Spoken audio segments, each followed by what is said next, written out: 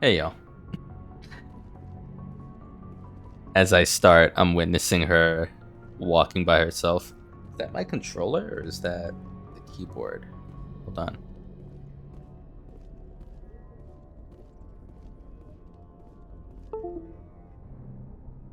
Yeah, that's the controller.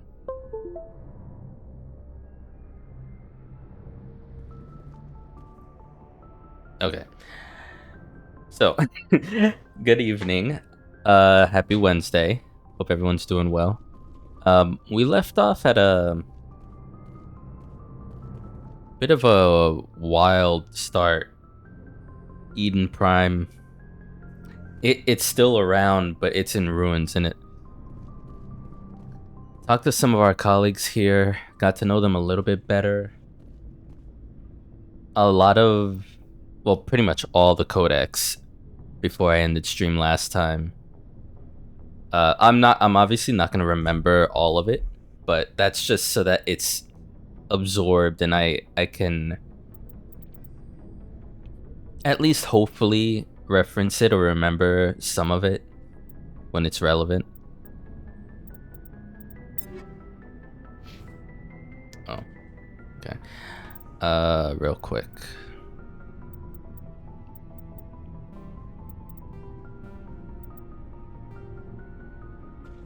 Sound effects, put that down to 70.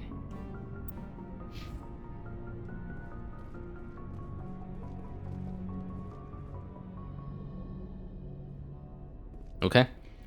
Where would we...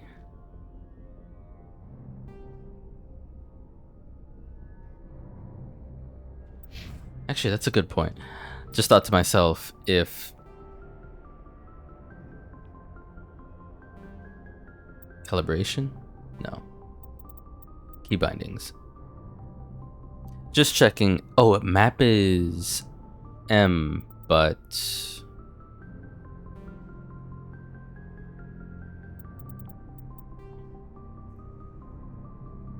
Okay.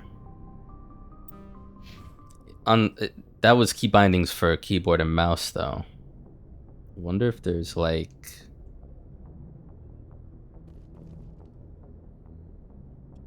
Guess not. There, I wish there was like a hotkey for map on controller, but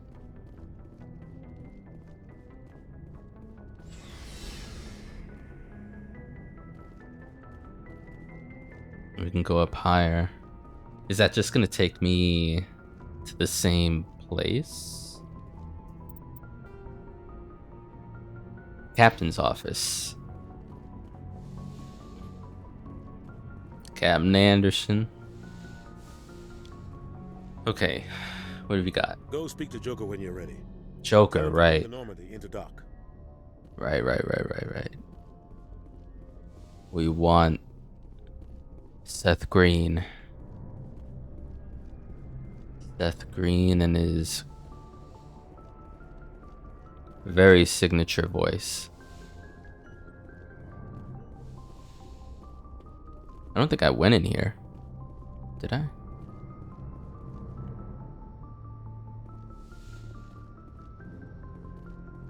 You know, I was thinking of it. The music here in between streams, I was like, this really gives off save room in Resident Evil game vibes.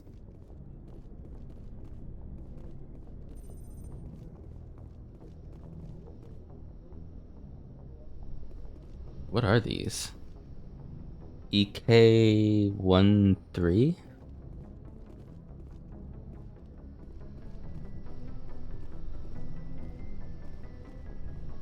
Oh, okay. Sorry for interrupting. Guess we can't talk to them.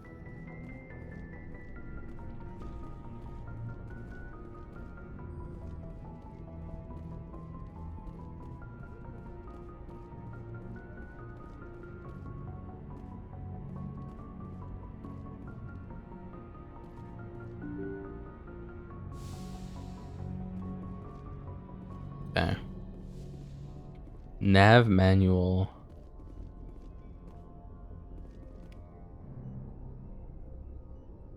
What? Codex was updated. Let's see. Secondary.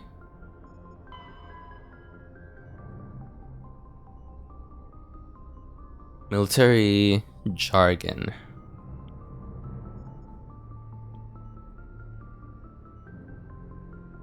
Oh, okay. Basically, if this is the kind of information, if you've never been into science fiction as a genre of anything, then you probably don't know what belay means. CIC. I only learned about CIC after watching the Battlestar Galactica reboot years ago.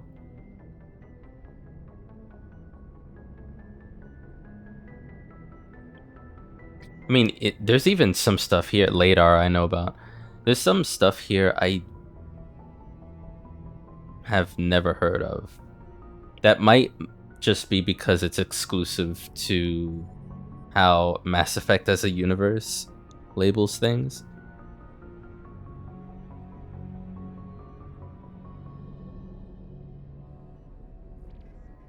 Sit rep.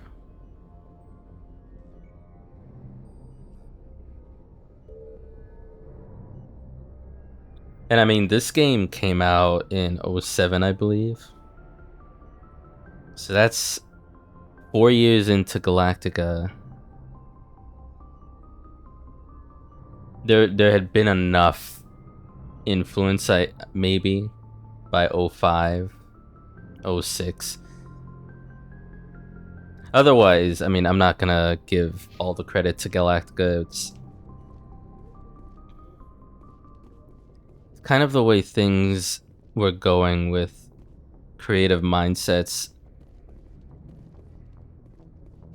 I'm glad you're okay, Commander. Losing Jenkins was hard enough on the crew. I'm glad you're okay, Commander. Losing Jenkins was hard enough on the crew. Yeah, that's the other stairway. I appreciate the detailed people saluting when I'm around. FTL comlink. Oh, is that just...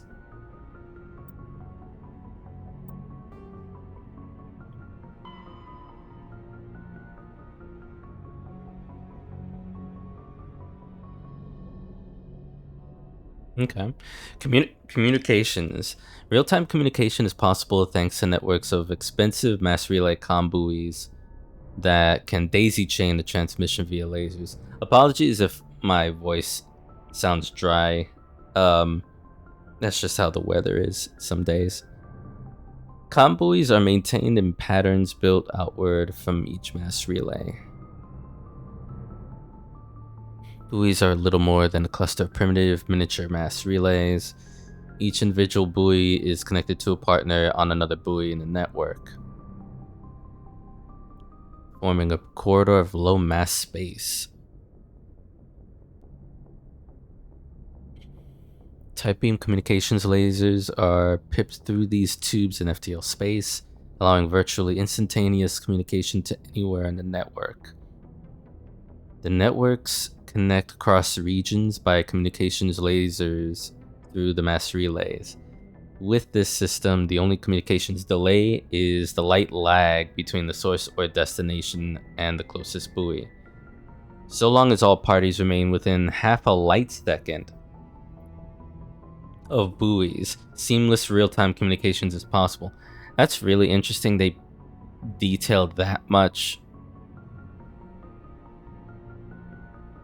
Since buoys are maintained in all traveled areas, most enjoy unlimited instant communication. Ships only suffer communications lag when operating off established deep space routes, around uninhabited outer system gas giants and other unsettled areas. During wartime, comm buoy networks are the first target of attack. Makes sense. Once the network is severed, it can take anywhere from weeks to years to get a message out of a contested system. Jesus. In systems where a buoy network has not yet been built or has been destroyed, rapid communication means ferrying information through high-speed courier ships and unmanned data drones. Yeah. Seems much more challenging and sophisticated than in Star Trek, where you could just use subspace channels to communicate across dozens of light years. I'm guessing. Never really thought about it. And all the years like watching Star Trek, like there are some rare exceptions. You can have like a storyline where, oh, suddenly we can communicate with something that's like thousands of light years away, but that's very specific.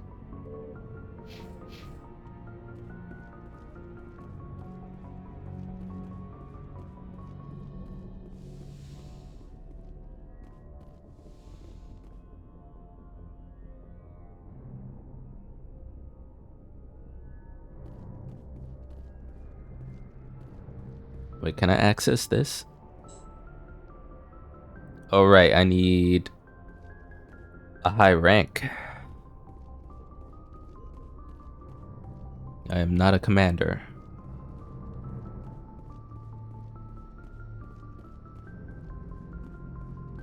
Good timing, Commander. I was just about to bring us into the Citadel. See that taxpayer money at work.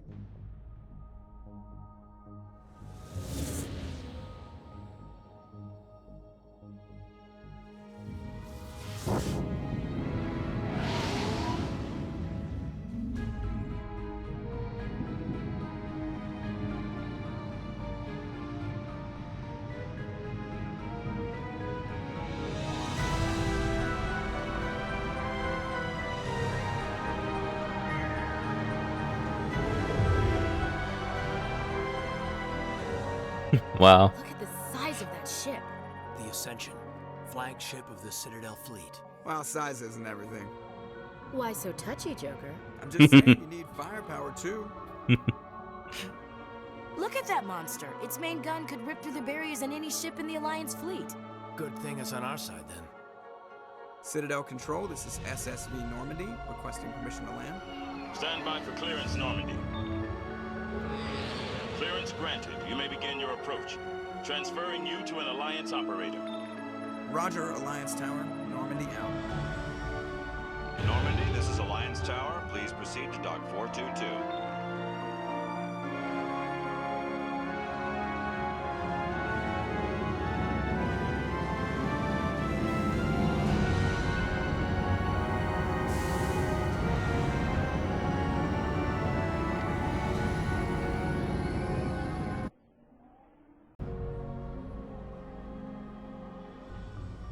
This is an outrage! The Council would step in if the Geth attacked a Turian colony? The Turians don't found colonies on the borders of the Terminus systems, Ambassador. Humanity was well aware of the risks when you went into the Traverse. What about Saren? You can't just ignore a rogue Spectre. I demand action! You don't get to make demands of the Council, Ambassador. Citadel Security is investigating your charges against Saren. We will discuss the CSEC findings at the hearing, not before. Captain Anderson, I see you brought half your crew with you. Just the ground team from Eden Prime, in case you had any questions. I have the mission reports. I assume they're accurate? They are. Sounds like you convinced the Council to give us an audience.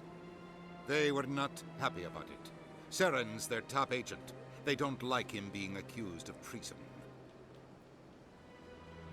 Saren's a threat to every human colony out there. If they don't stop him, I will. Settle down, Commander. You've already done more than enough to jeopardize your candidacy for the Spectres. The mission on Eden Prime was a chance to prove you could get the job done. Instead, Nihilus ended up dead and the beacon was destroyed. That's Saren's fault, not hers. Then we better hope the CSEC investigation turns up evidence to support our accusations. Otherwise, the Council might use this as an excuse to keep you out of the Spectres. Come with me, Captain. I want to go over a few things before the hearing. Shepard, you and the others can meet us at the Citadel Tower, top level. I'll make sure you have clearance to get in. And that's why I hate politicians.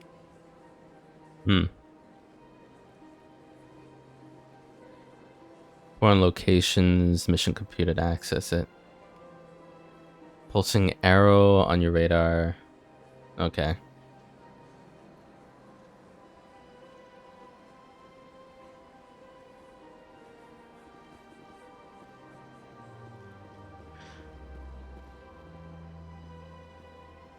See, with how good this looks, I really wish I could like just zoom in on, like, not too much because it is a 2007 game and you start to see the crease in the seam, so to speak, but it does look very beautiful.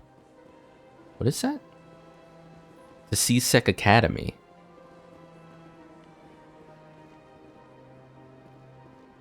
Okay. Actually, I'm curious. In controls, mouse.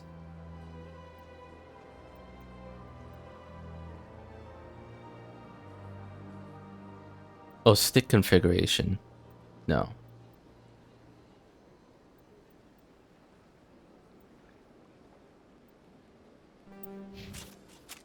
Whoa, whoa, whoa, whoa. Relax. Relax. That's gonna happen a lot. Having select and pretty much every other button be, you know, take your gun out and lock and load is wild.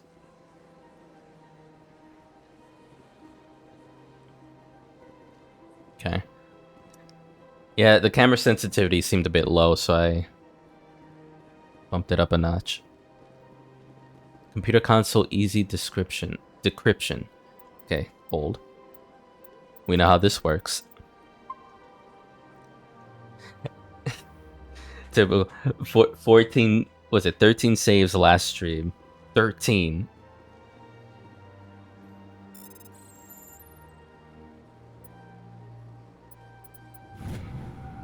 Alliance Patrol report. Captain Hendrickson reported some unusual energy readings during a patrol of the Argos Row cluster.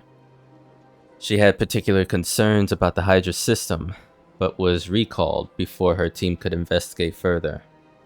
No patrols are scheduled for that sector. Do we want to send in a recon team?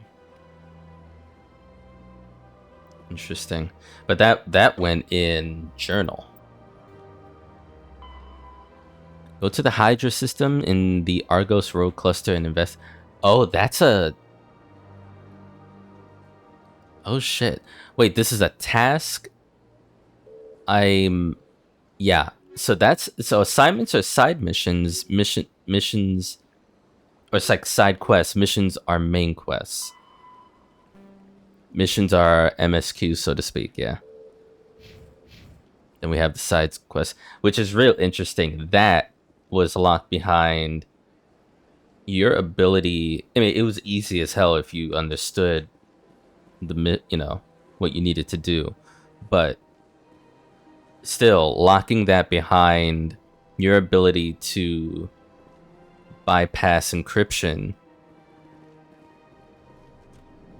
I could very easily see a situation where extremely difficult encryption needs to be bypassed by the player's ability and skill level so that you can do maybe much more rewarding side missions, perhaps. Oh my god.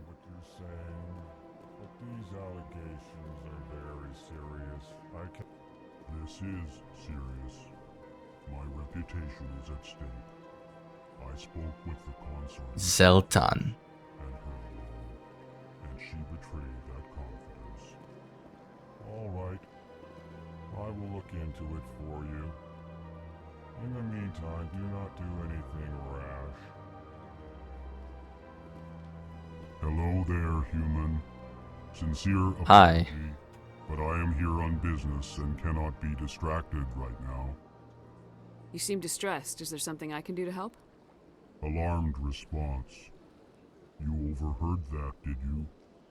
This is all going so wrong, and it is the Asari consort's fault. She's the one who started all this. Who's this Asari consort? Curious, you have not heard. You must be new to the Citadel. Everyone knows Sha'ira, the consort. I cannot speak more about this problem. It is too sensitive. Suffice it to say, she has compromised my authority as a diplomat. Where can I find this Asari consort? She is across the bridge from here. Her offices are easy enough to spot. Good day, human. Huh.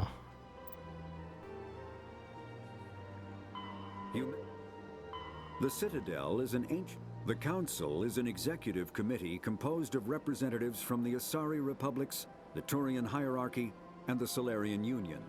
Though they have no official power over the independent governments of other species, the Council's decisions carry great weight throughout the galaxy. No single Council race is strong enough to defy the other two, and all have a vested interest in compromise and cooperation. Each of the Council species has general characteristics associated with the various aspects of governing the galaxy. The Asari are typically seen as diplomats and mediators.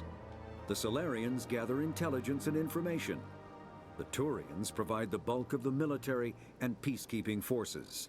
Any species granted an embassy on the Citadel is considered an associate member, bound by the accords of the Citadel Conventions. Associate members may bring issues to the attention of the Council, though they have no input on the decision. The Human Systems Alliance became an associate member of the Citadel in 2165.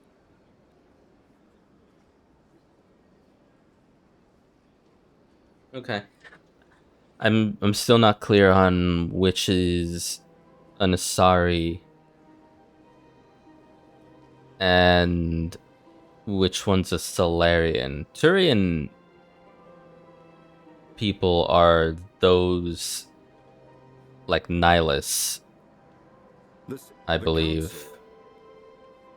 I think I'm right on that.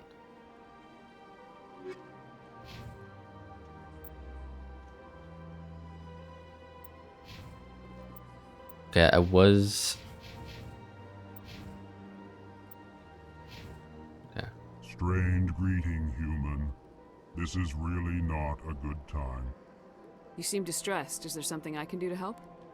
Alarmed response. You overheard that, did you? This is all going so wrong, and it is the Asari consort's fault. She's the one who started all this. What did this Asari do to get you so upset? I cannot speak more about this problem. Okay. It is Fair too enough. sensitive. Suffice it to say, she has compromised my authority as a diplomat. Where can I find this Asari consort? She is across the bridge from here. Her offices are easy enough to spot. Good day, human. Very, like, vibrating sound from that voice in my headphones. Holy shit. Big place. You can say that again. I can't tell the aliens from the animals. Okay, Ashley, relax. Jesus Christ. First off, yes, you can. And secondly, they're like around us right now, although I guess with your ignorance, you wouldn't care if they hear it.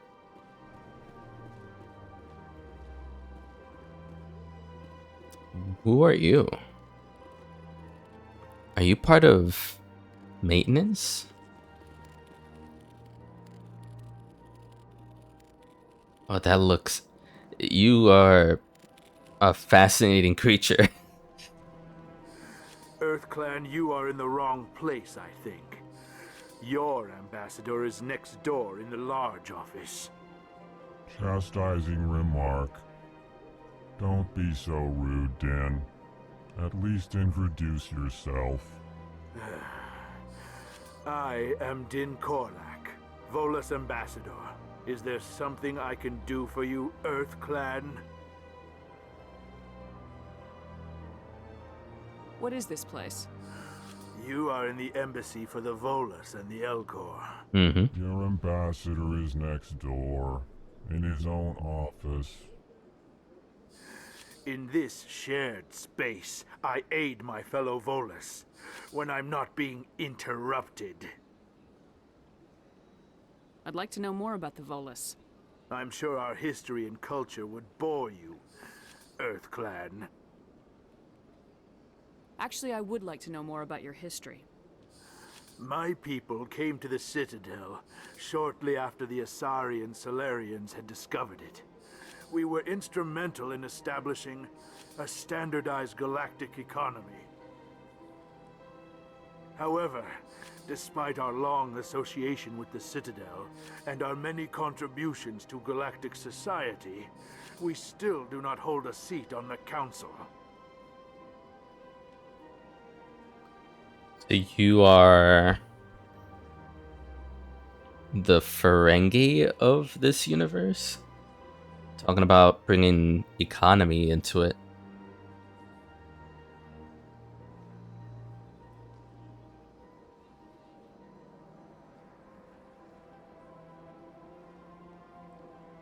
Tell me about Volus culture.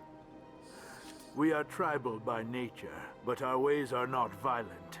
We barter and trade our lands and tribe members in order to increase status. Larger tribes often engulf smaller ones and eventually split again. Our society is very malleable, and our government is always shifting and changing. Since we're not physically adept, we trade our services for protection.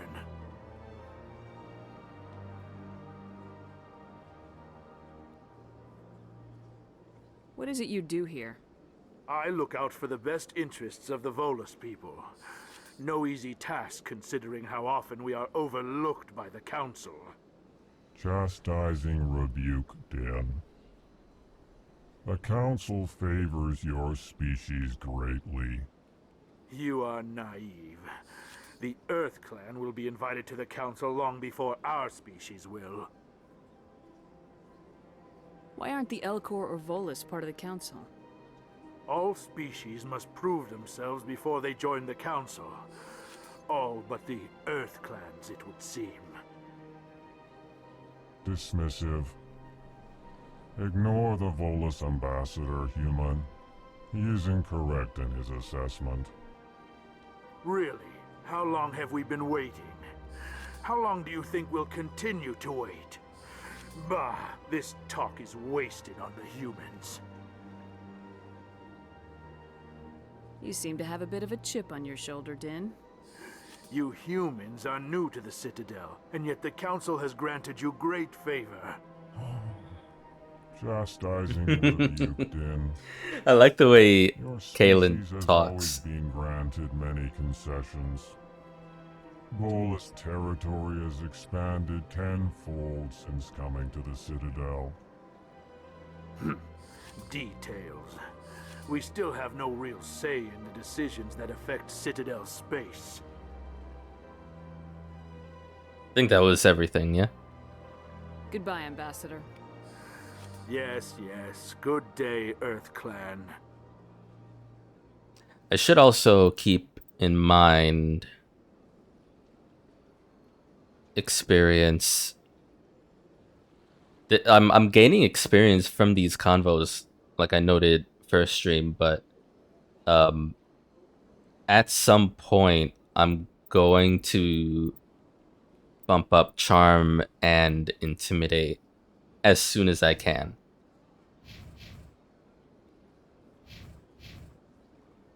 Oh, we all have the same XP point. Okay. Renegade Paragon. Oh. My mind in Paragon went Diablo mindset. Paragon is... I have not had a note like a pop-up saying Renegade points. it's always been Paragon so far, and that's why that little block is filled in. I wonder what happens if I max either side out. Like what the hell even happens?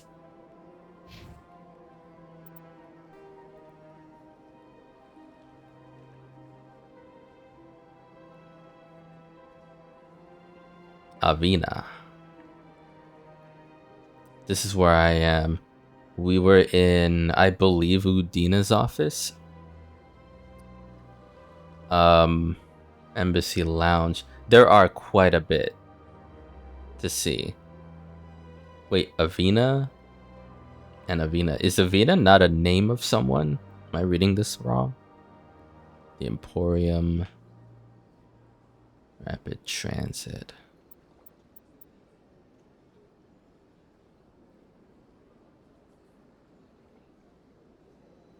I mean, it is a point of interest.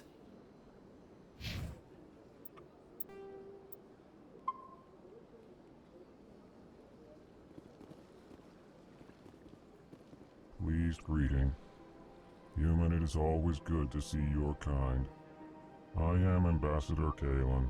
Genuine query. Is there something I can do for you this day? Why do you explain what you're about to say? Our people communicate less through words and more through scent and slight movements. Plainly, we discovered our vocal expression was not enough to convey the feelings of our conversations to other species. Why do you bother, Kalen? These Earth Clan don't really care about our ways. Remorseful response, Din. You don't truly believe that, and if you do, I am very sorry for you. I like these two. Tell me more about your species. Genuine enthusiasm. I delight in telling the history of my people. It is agreeable to share our culture with others. Tell me about the history and origins of the Elcor. The Elcor were just beginning to explore Council's space when the Asari first made contact with us. With their help, we discovered the relay closest to our system, and from there the Citadel. Proudly, within one lifetime we established a regular route to the Citadel, and quickly became one of the more active species living on this great station. I'd like to know more about the culture of the Elcor. Frankly, we Elcor prefer the safety and familiarity of our own colonies to the confines of space travel. Our society is built on small, tight-knit groups, though we are always welcoming to outsiders. Our government tends to be very stable. Our people are not very comfortable with sudden changes.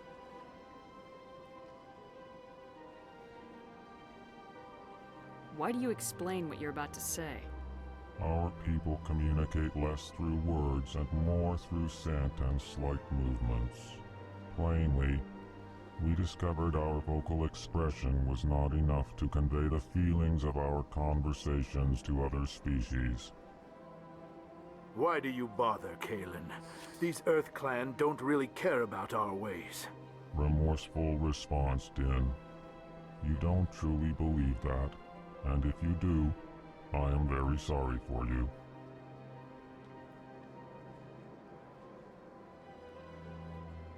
What do you do here? Modestly, I work to bring the problems and the requests of the Elcor groups to the attention of the Council. Ha! They only give us these positions to keep us quiet.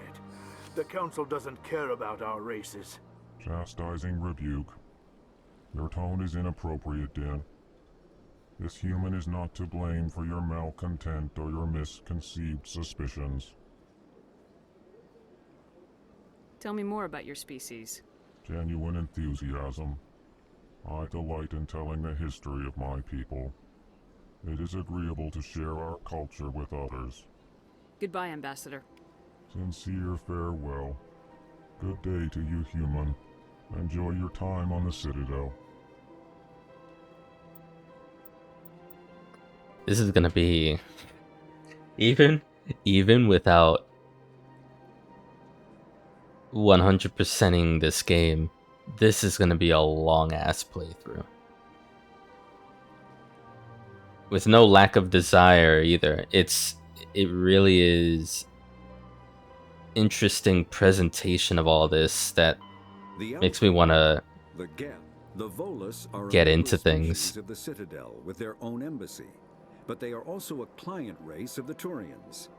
Centuries ago, they were voluntarily absorbed into the hierarchy, effectively trading their mercantile prowess for Turian military protection. Erun, their homeworld, lies far beyond the normal life zone of its star. However, the world has a high-pressure greenhouse atmosphere that traps enough heat to support an ammonia-based biochemistry. As a result, the Volus must wear pressure suits and breathers when dealing with other species, as conventional nitrogen-oxygen air mixtures are poisonous to them, and in the low-pressure atmospheres tolerable to most species, their flesh will actually split open. Volus culture is tribal, bartering lands and even people to gain status. This culture of exchange inclines them to economic pursuits. It was the Volus who authored the Unified Banking Act, and they continue to monitor and balance the Citadel economy. Right. The Elcor are a Citadel species native to the high-gravity world Dakuna. They are massive creatures, standing on 4 muscular legs for increased stability. Elcor move slowly, an evolved response to an environment where a fall can be lethal. This has colored their psychology, making them deliberate and conservative. Elcor speech is ponderous and monotone. Among themselves, scent, slight movements, and sub-vocalized infrasound convey shades of meaning that make a human smile seem as subtle as a fireworks display. Since their subtlety can lead to misunderstandings with other species, the Elcor often go out of their way to clarify when they are being sarcastic, amused, or angry. Dakuna's high gravity impedes mountain formation. Most of the world consists of flat, open plains, which prehistoric Elcor wandered across in small family bands. Modern Elcor still prefer open sky, and can become restless and uncomfortable on long starship journeys. That's so cool. A species that is not tribal like the Volus, but they're very deep rooted in their own environments. It's like, and it might be insulting to them, but it's the best I can describe it for now. It's like if bison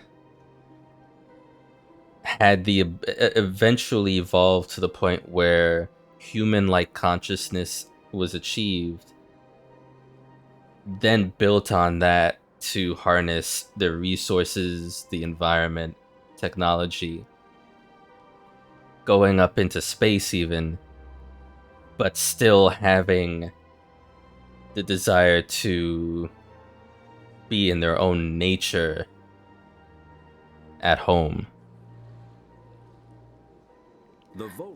I don't know of any like pop culture references, sci-fi pop culture references that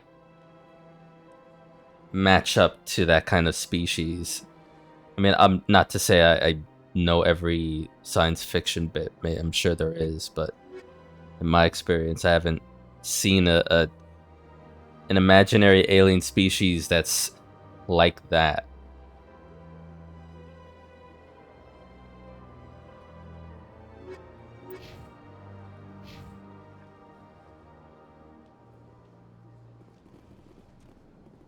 Well, it's a good thing I met you guys. We have this person. We were here, weren't we? We have this person we might want to meet. This was in Unusual Readings. No. That is the encrypted message we got to.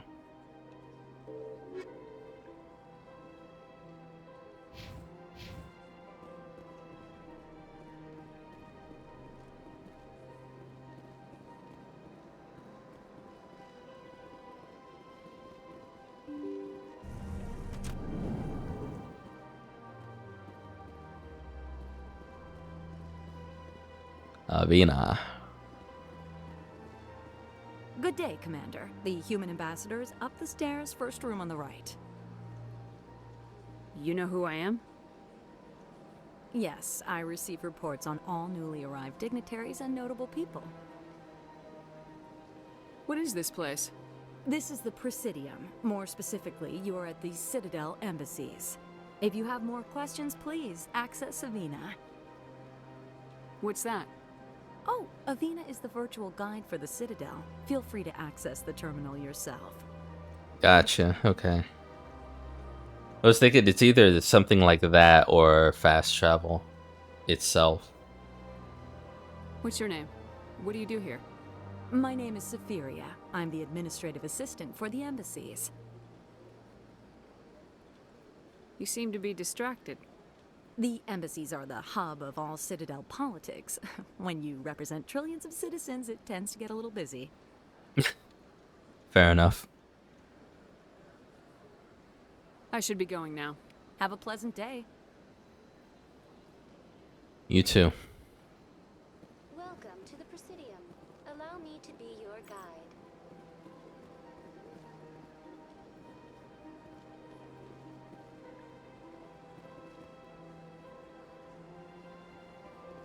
Interesting fashion, Turians. And then there's you. I'm sure I'll learn the names of all the species.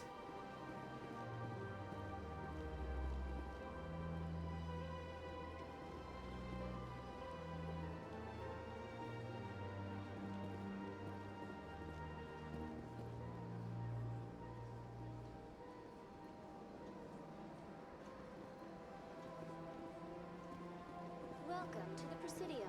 Allow me to be your guide. No, no, no, no, no, no, no, no, no. After stream, I'm gonna look up for Friday stream if I can bind things to my controller, because for now, for fast access to the map, I just press M on keyboard, which is whatever. But I would like that on controller.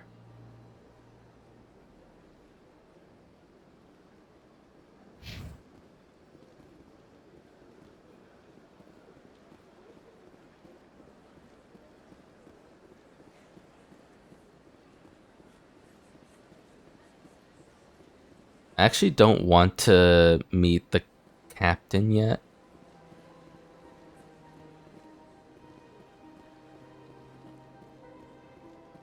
Want to roam around a bit.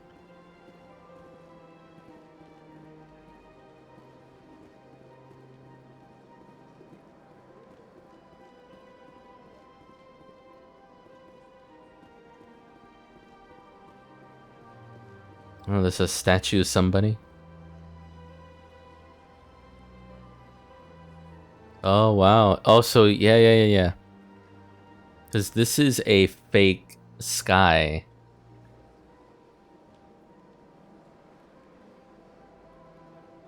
No less cool, but it's an interesting projection.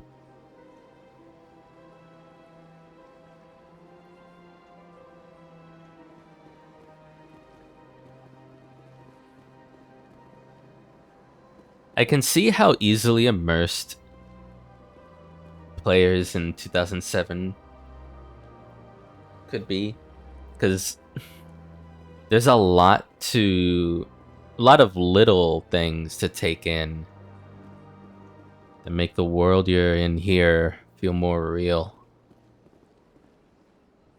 2 embassies. Oh, hello. The CSEC Academy, elevator CSEC is located down this ramp, past the small plaza.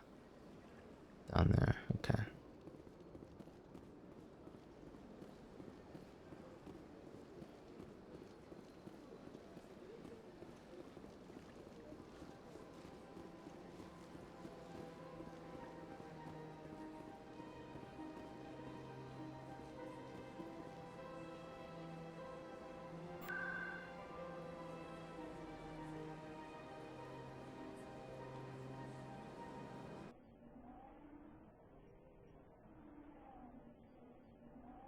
I've only gone to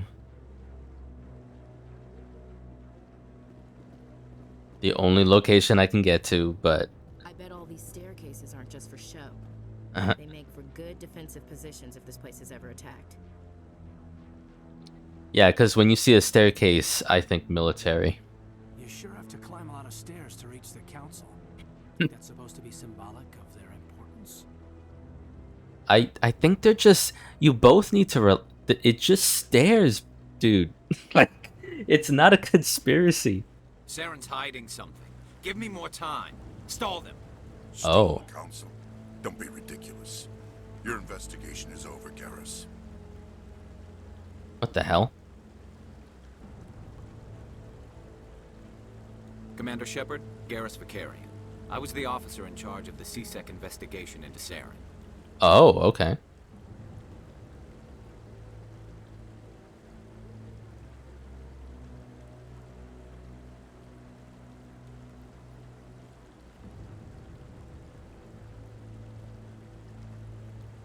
Who were you just talking to?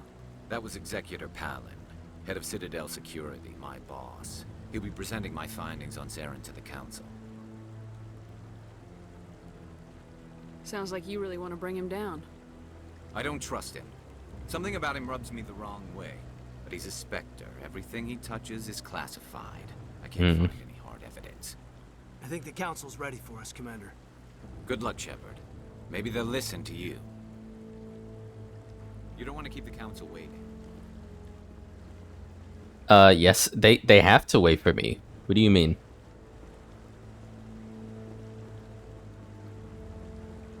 It's okay, so Garrus.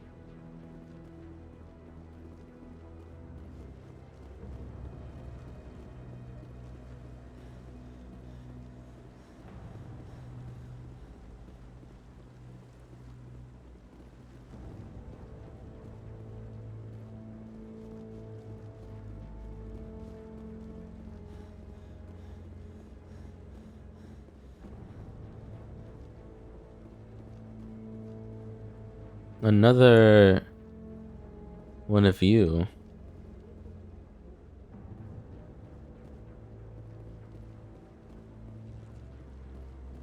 Rear Admiral Kahoku. With one of the councilor's assistants. Commander? Commander?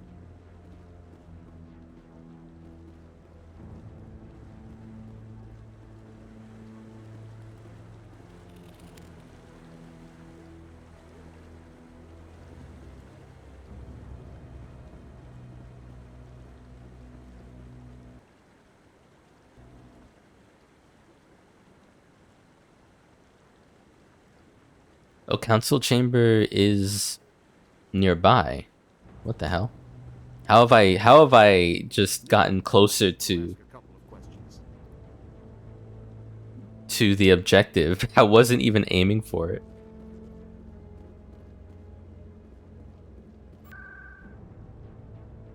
Please choose a Citadel rapid transit destination.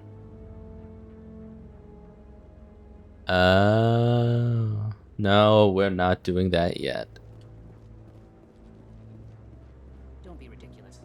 The Volus won't be joining the Council for years. not so sure. The humans are making a strong push, and you can bet the Volus will be right on their coattails if they succeed. Allowing the humans to join us is a sound strategic move. But the Volus? No. The Hanna are likely to be next, then the Elcor. You may be right, though the Hanar need to lighten up a bit first. You just don't like them because you have trouble understanding them.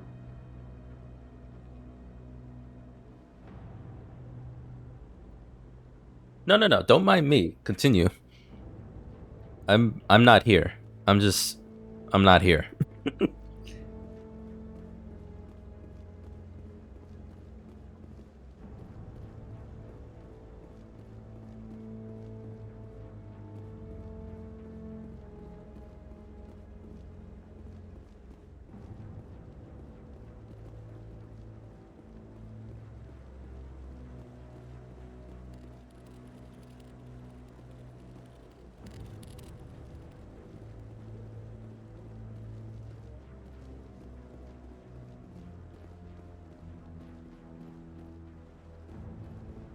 Okay, so this was the way to be.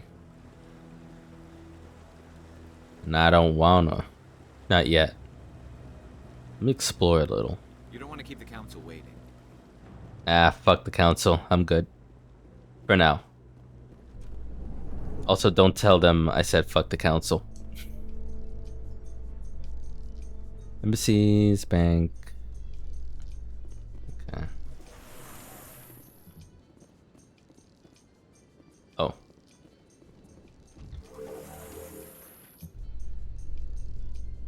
The council isn't going to ask me any questions, are they? I doubt it. We've made our reports. Now we just have to trust Ambassador Udina. No, we don't, sir.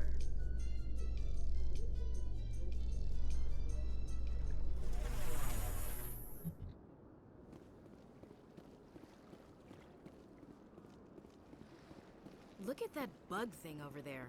What's it doing? Please do not disturb the Keepers. Keepers, huh? Welcome to the Presidium. Allow me to be your guide. Please do not disturb the Keepers.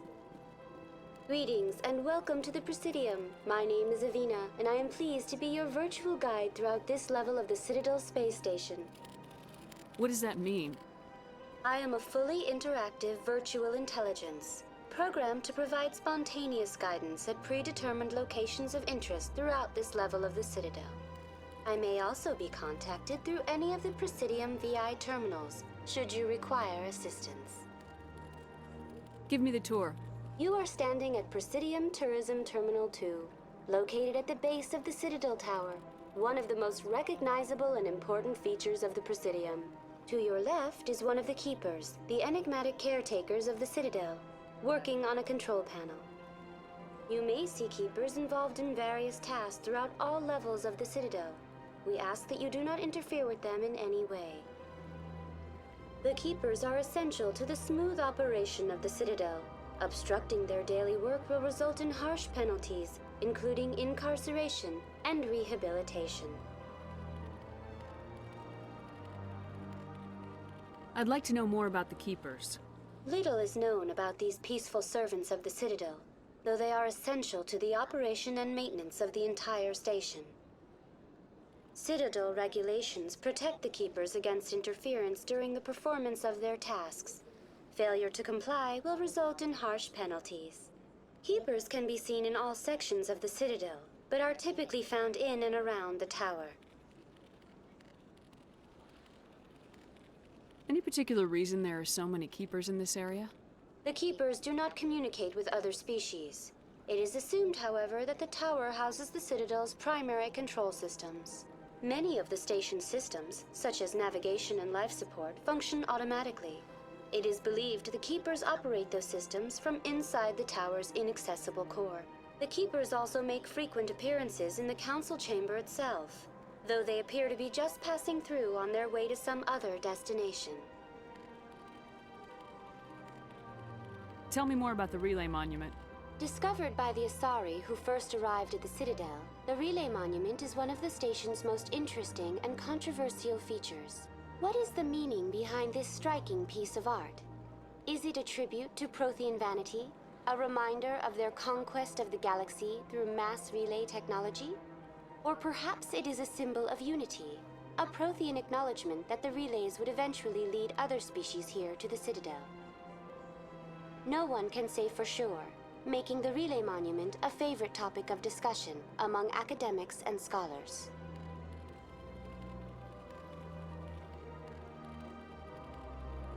Tell me about the Citadel Tower. Housing both the council chambers and Citadel control, the tower is one of the most important buildings on the station. Access to these areas is restricted to those with the appropriate clearance. What happens in Citadel Control? Citadel Control handles all incoming and outbound transit. Every ship within 2,000 kilometers of the Citadel is under the jurisdiction of Citadel Control. At peak capacity, they are responsible for monitoring upwards of 1,000 vessels. I'd like to hear more about the council chambers. The business of the Council, which often has far-reaching effects on the galactic community, is conducted in a room at the apex of the Citadel Tower. The Council chambers themselves are truly a magnificent sight to behold, though few get to experience the view in person. Typically, only the councilors, ambassadors, and high-ranking officials, along with various support staff, are allowed access.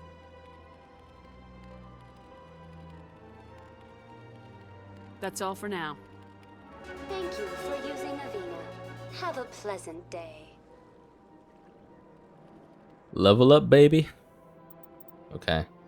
Before I use squad, let me read, or rather, listen to the ever-evolving audiobook that is the Codex. The Asari were the first species to discover... Okay, they're the Asari. When the Solarians arrived, it was the Asari who proposed the establishment of the Citadel Council to maintain peace throughout the galaxy. Since then, the Asari have served as the mediators and centrists of the Council. An all-female race, the Asari reproduce through a form of parthenogenesis. They can attune their nervous system to that of another individual of any gender and of any species to reproduce. This capability has led to the unseemly and inaccurate rumors about Asari promiscuity. Asari can live for over 1,000 years, passing through 3 stages of life. In the maiden stage, they wander restlessly, seeking new knowledge and experience. When the matron stage begins, they meld with interesting partners to produce their offspring. This ends when they reach the matriarch stage, where they assume the roles of leaders and counselors. Wow, that's so interesting. Roughly 12, the Asari were the first... Okay, so I need a codex entry on the third race. The Elcor are... When the Asari discovered the Citadel, they also discovered the Keepers, a docile, multi-limbed insect race that seemingly exists only to maintain and repair the Great Prothean Station. Early attempts to communicate with or study the Keepers were failures, and it is now illegal to interfere with or impede Keeper activity. Because they are completely non-threatening, Keepers have become virtually invisible to everyone else. Similarly, they seem indifferent to other species, except for their tendency to help new arrivals integrate themselves into the Citadel. No matter how many Keepers die due to old age, violence, or accident, they maintain a constant number. No one has discovered the source of new Keepers, but some hypothesize they are genetic constructs, biological androids created somewhere deep in the inaccessible core of the Citadel itself. I mean, that's possible.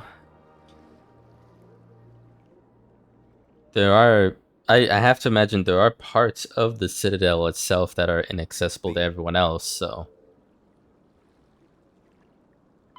Biotics is a virtual intelligence is an advanced form of user interface software.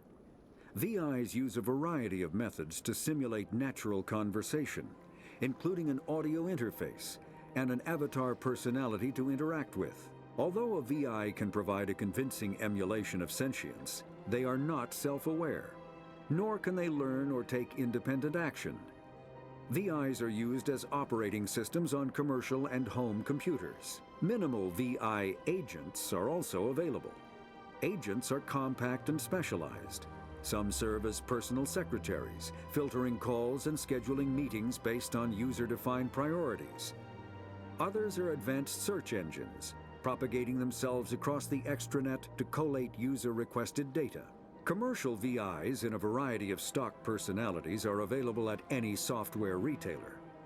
Boutique firms and hobbyists also build unique VIs to personal specification. Although software emulation of living personalities is illegal, reconstructions of famous historical figures are common. I can imagine, especially if you're in studies, especially historical studies. I want to get some Abraham Lincoln conversation going to learn about what went on in those days. Mass relays are feats of Prothean engineering advanced far beyond the technology of any living species. They are enormous structures scattered throughout the stars and can create corridors of virtually mass-free space, allowing instantaneous transit between locations separated by years or even centuries of travel using conventional FTL drives. Primary mass relays can propel ships thousands of light years, often from one spiral arm of the galaxy to another. However, they have fixed one-to-one connections. A primary relay connects to one other primary relay and nowhere else. Secondary relays can only propel ships across a few hundred light years. However, they are omnidirectional. A secondary relay can send a ship to any other relay within its limited range. There are many dormant primary relays whose corresponding twins have not yet been located. These are left inactive until their partner is charted, as established civilizations are unwilling to blindly open a passage that might connect them to a hostile species.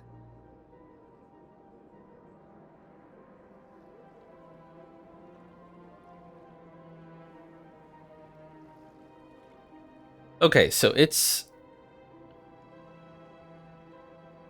dormant. Trying to understand the wording here. They're dormant not because they are not functioning, but because no one wants to open up Pandora's box, potentially.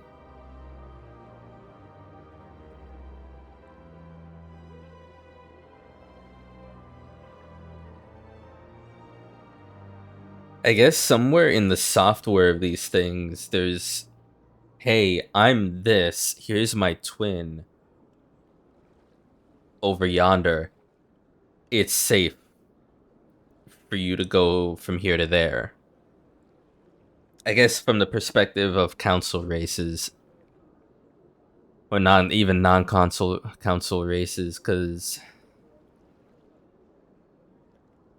I don't know how you can say this is dormant because we don't know versus we know where this will lead, unless you just go through. There's got to be something that's telling you, hey, these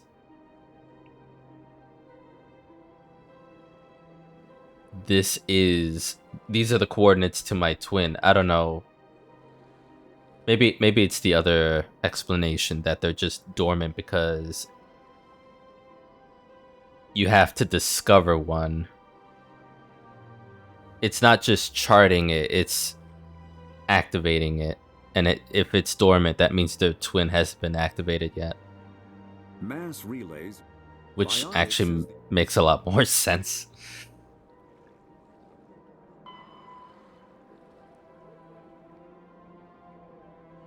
City Ring. The ring is an enclosed loop of park-like space, serving as a connection point for the wards. The interior walls are lined with the embassies of influential species and private residences for the galaxy's elite. The Presidium is full of open-air restaurants, bars, and luxurious meeting areas. Gravity is about 1/3 Earth normal. Holographic skies projected over the ceiling of the ring. Unlike the 24/7 bustle of the wards, Presidium maintains a 20-hour day schedule, with a 6-hour night where lights are dimmed and the sky goes through a night cycle.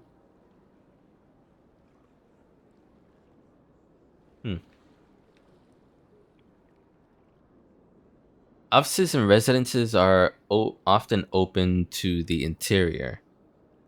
It is not unusual for embassies to have no exterior wall at all. This does not cause a crime problem due to the heavy CSEC presence and ubiquitous monitoring devices on the Presidium. Thieves are quickly identified and apprehended. The ring is the location of the Citadel's spaceports.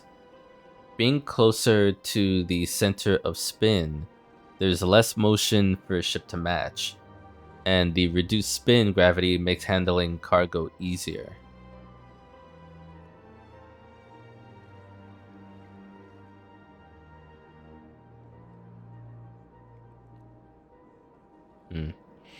Hundreds of ships pass through the Citadel every day, and every species with an embassy is granted a private dock. The tower at the center of the ring holds the administration of the Citadel Council. The tower rises over a kilometer from the ring, appearing to thrust forward parallel to the ward arms. As the tower is at the center of the spin axis, it experiences little centrifugal force. Gravity is maintained using mass effect fields at a 90-degree angle to the ring and wards. Okay. A consular dock can be found at the base of the tower. While normally used for diplomatic couriers and Spectre business, the shuttles docked here can evacuate the council government in an emergency.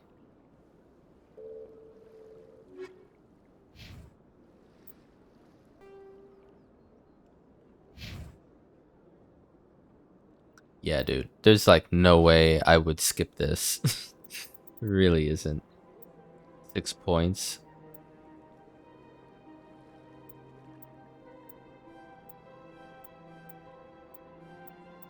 Look at that, with 2 points to spare.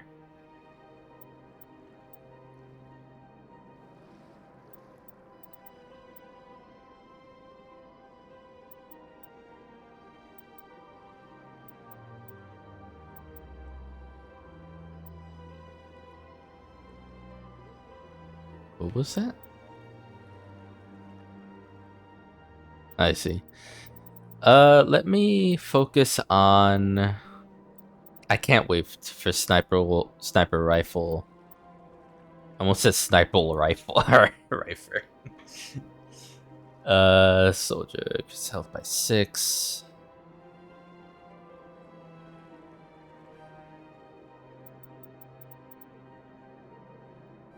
Me get pistol in there. And you two get 4. Nothing specific I want them to learn. Just keep building for now. Actually, for you, you are our decryption specialist.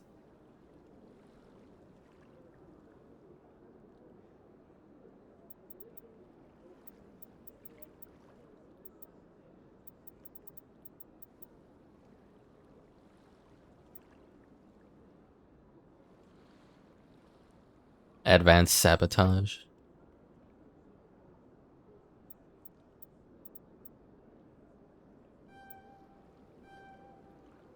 Electronics unlocked.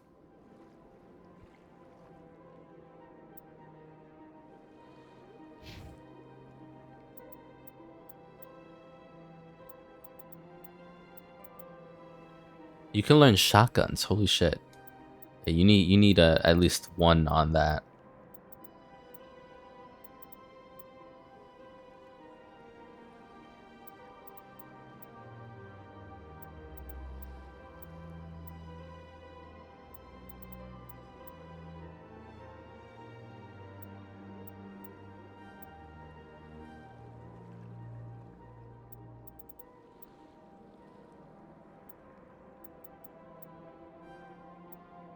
Okay.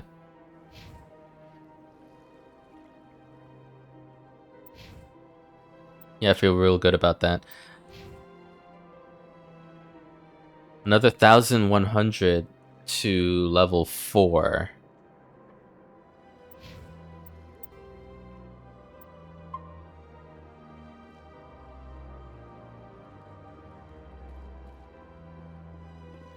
hardly doing any combat in this game and it's still fun. That's a really good sign. I can't tell the aliens from the animals. Okay, dude. You know, I liked Ashley last stream. Not so much. She's showing her true colors in a not so great way.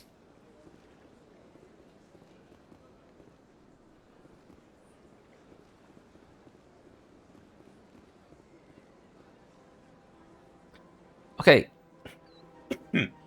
There was a cutscene last time with Saren and someone, a lady that looked kind of like a like an Asari, but maybe not. She looked blue and similar in facial features to this person, but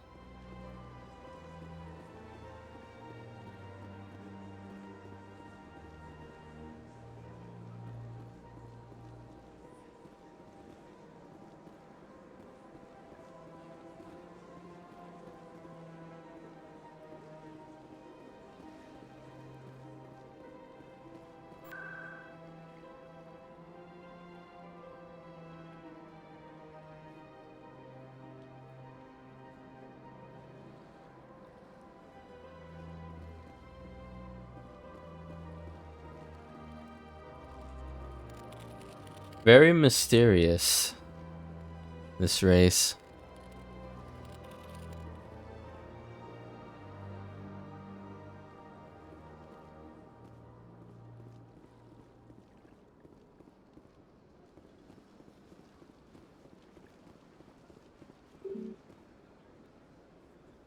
Oh, I have to talk to council. Okay. Got to do the MSQ.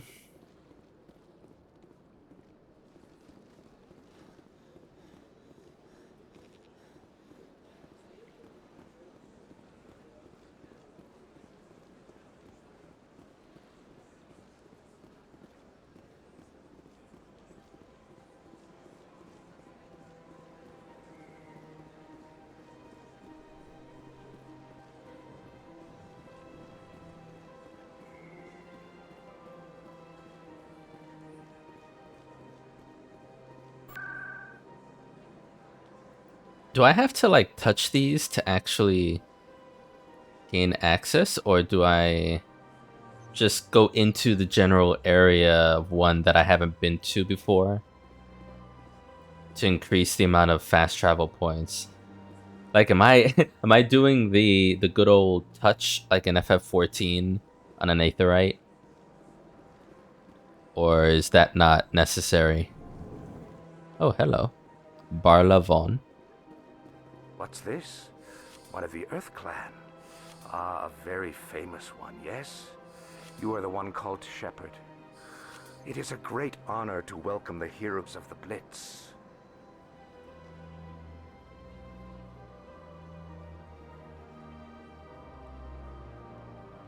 You've got me at a disadvantage here. Forgive me, Earth Clan. My name is Barla Vaughn. My job makes it necessary for me to keep informed. I am a financial advisor to many important clients here on the Citadel.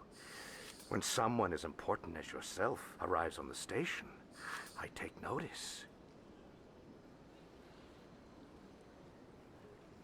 What's it like living here on the Citadel? The station is without a doubt the greatest wonder in the galaxy.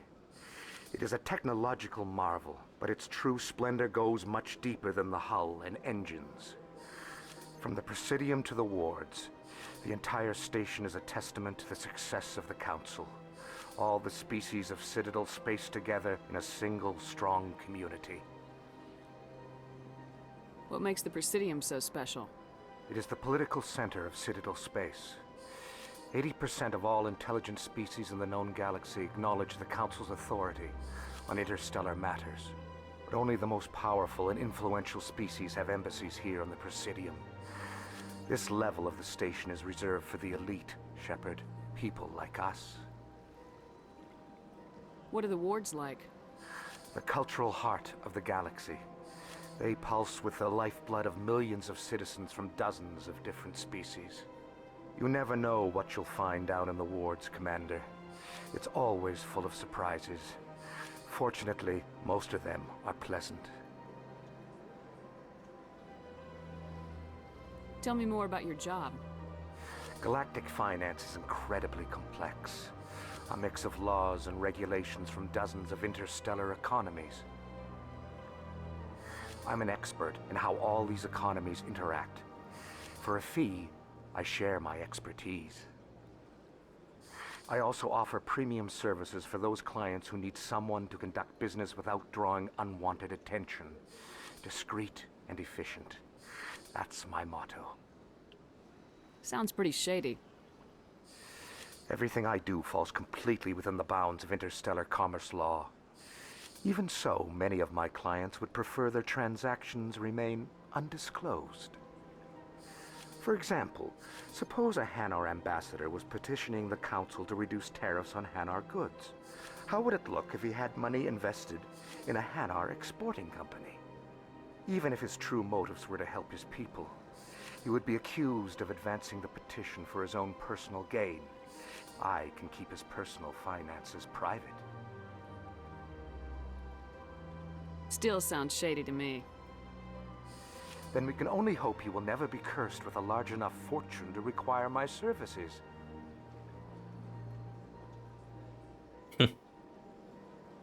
I should go. Goodbye, Commander. Interesting that we stumbled upon Barla Vaughn's office. Quite the decor you have here.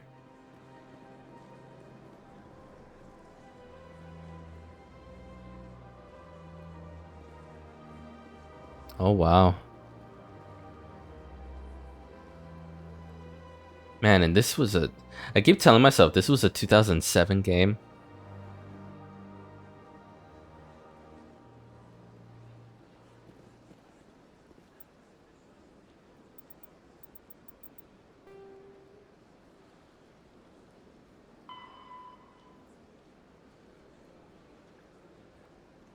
The majority of the Citadel's population lives in the wards, the 5 massive arms of the station that house the residential and commercial districts.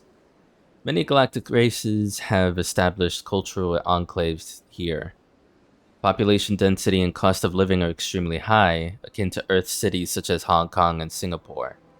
The wards are open-topped, with skyscrapers rising from the superstructure. Towers are sealed against the vacuum, as the breathable atmosphere envelope is only maintained to a height of about 7 meters.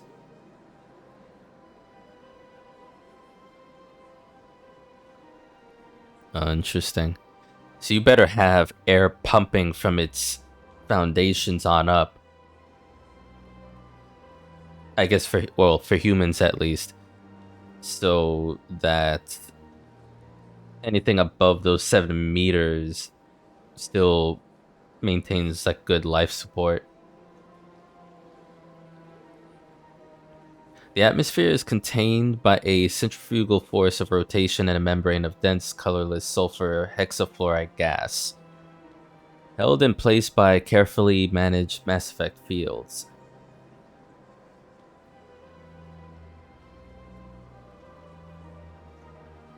The view from the wards is spectacular. In the background, stars, Serpent Nebula, and the nearby blue giant called the Widow move across the sky as the station rotates to stabilize itself.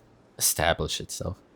In the foreground, the lights of buildings and vehicles on the opposing ward arms perpetually shine. The Citadel has no real day or night. While the station keeps to standard galactic time for political functions, businesses rarely close, and residents acclimate to sleep and work according to personal need, rather than a day-night cycle. Additions and modifications are constantly being constructed, though they must stay within certain specifications that will not compromise the operation of the station. Occasionally, the Keepers will descend on an area of the wards and move or change the architecture without explanation. Residents have learned to live with these inexplicable intrusions.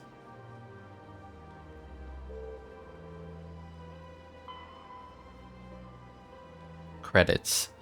The standard credit was established by the Citadel's Unified Banking Act as the currency of interstellar trade.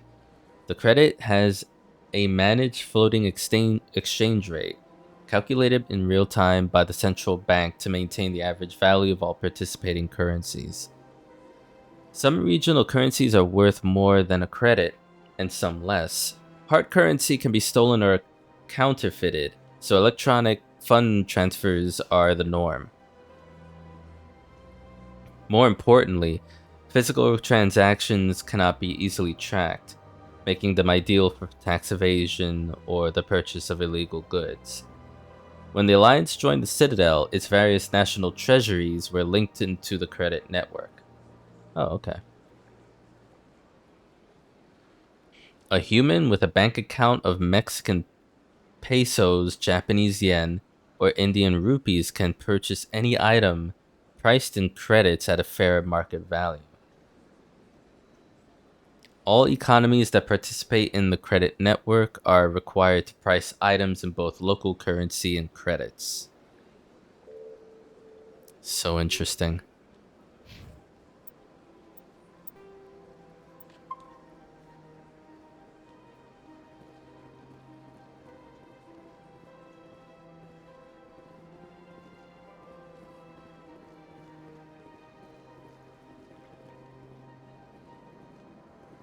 What am I looking at here? Looks like a showcase or a museum. Emporium shop. Oh my god, you're a living thing?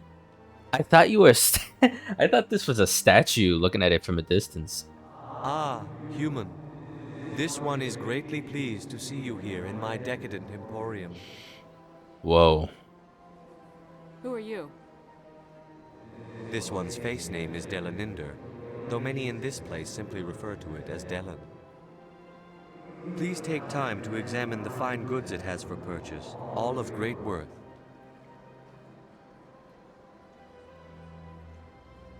Why do you refer to yourself as this one and it? For the same reason that humans are so inquisitive. It is part of our culture. Specifically, Hanar only refer to themselves in the first person with family or intimates. And we rarely do so with other species. It is just our way.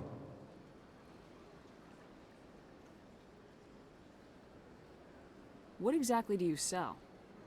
Only the finest and most luxurious items that credits can buy.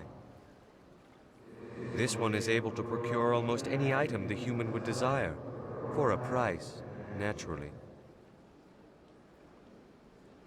Who are you? This one's face name is Delaninder, though many in this place simply refer to it as Delan. Please take time to examine the fine goods it has for purchase, all of great worth. Show me your items.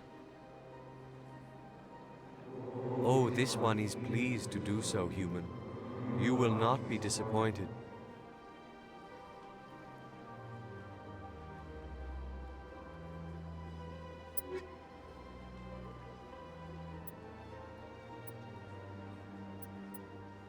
$70K. I love how that's the first thing on the list. Here's something your broke ass will not buy. It's a shotgun as well. God damn.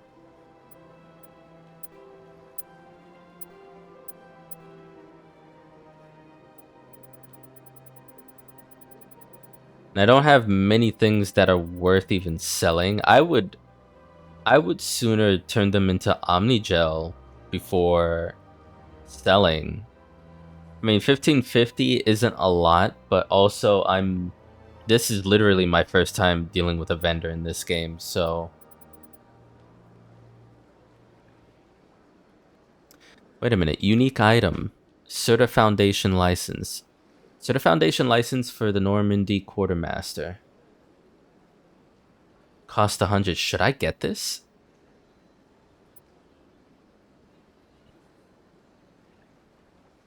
Omni-tool. Omni-tools are multi-purpose diagnostic manufacturing tools.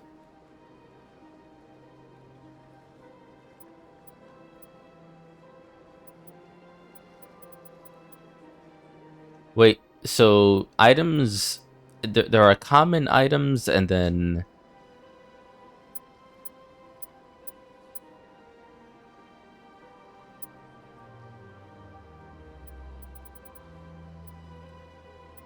Yeah, I'm not sure I'm understanding. There are common and then limited items, meaning rarer, or are these like limited time discounted?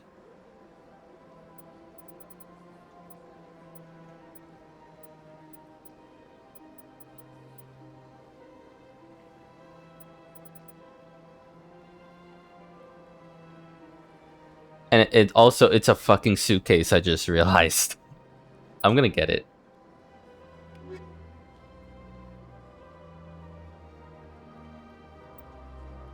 And then...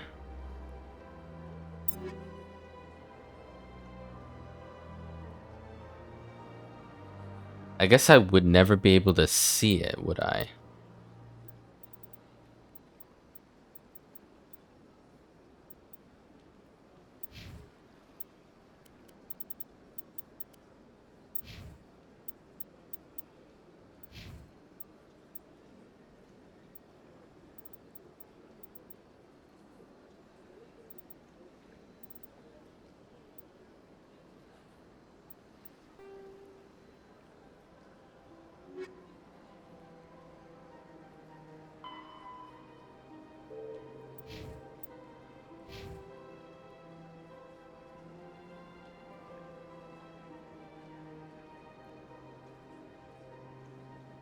I got maybe like a sliver of renegade status, but I don't know if that's just the way that looks when you have nothing.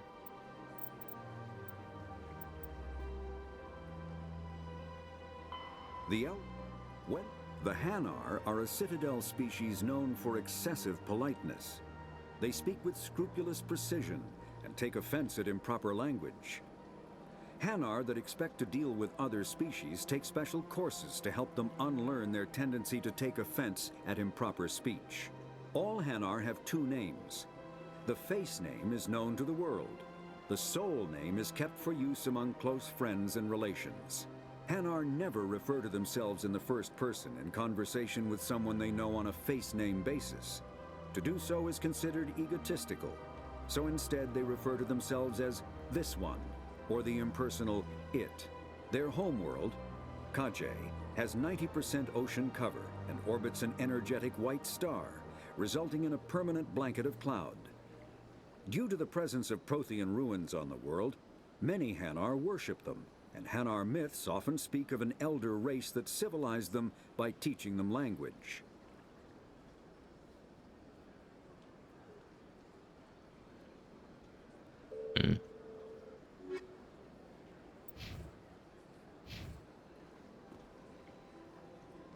Commander, it is good to see you again. Would you care to see some of its fantastic items today?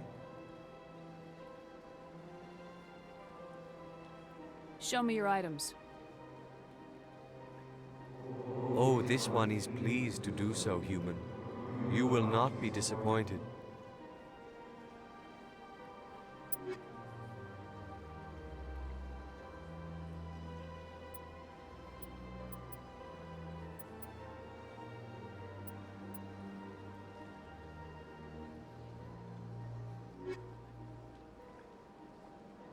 Commander, it is good to see you again. Would you care to see some of its fantastic items today? Show me your items. Oh, this one is pleased to do so, human. You will not be disappointed.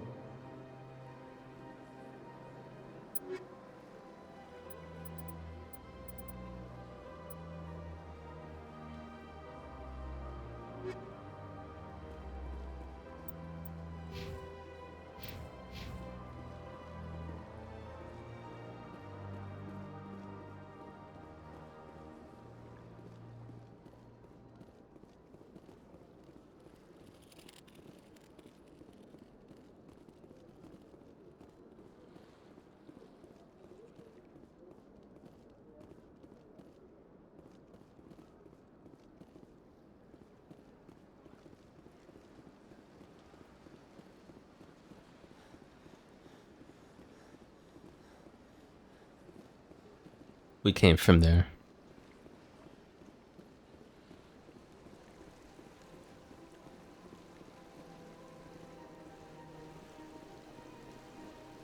Oh, there's that statue.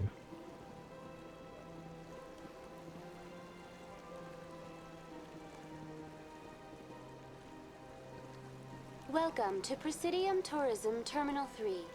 Here in the financial district, a number of businesses offer various goods and services to their exclusive clientele. The statue you see before you was commissioned to honor the Krogan soldiers who gave their lives to protect Citadel space during the Rachni Wars. In the aftermath of the Krogan rebellions, several embassies petitioned to have the statue removed. However, this motion was eventually quashed by the Council. Tell me more about the Krogan rebellions. In recognition of their efforts during the Rachni Wars, the Krogan were granted several new colony worlds by the Council. Over the next 400 years, the Krogan species began to expand. Blessed with an extremely high birth rate, their numbers began to swell. Faced with a critical overpopulation crisis, the Krogan started a violent colonization of nearby worlds inhabited by other Council species. The Krogan rebellions had begun. For a full century, the Council and its member species fought to bring the Krogan under control. With the aid of the newly discovered Turian Empire, they were ultimately successful. You needed the Krogan to stop the Rachni, then you needed the Turians to stop the Krogan. So who's gonna stop the Turians? I am sorry, but that question is beyond my programming parameters. The Turians are members of the Citadel Council. They are not a threat to galactic peace. Yeah. I mean, didn't answer my question, but okay. Virtual intelligence. What were the Rachni Wars?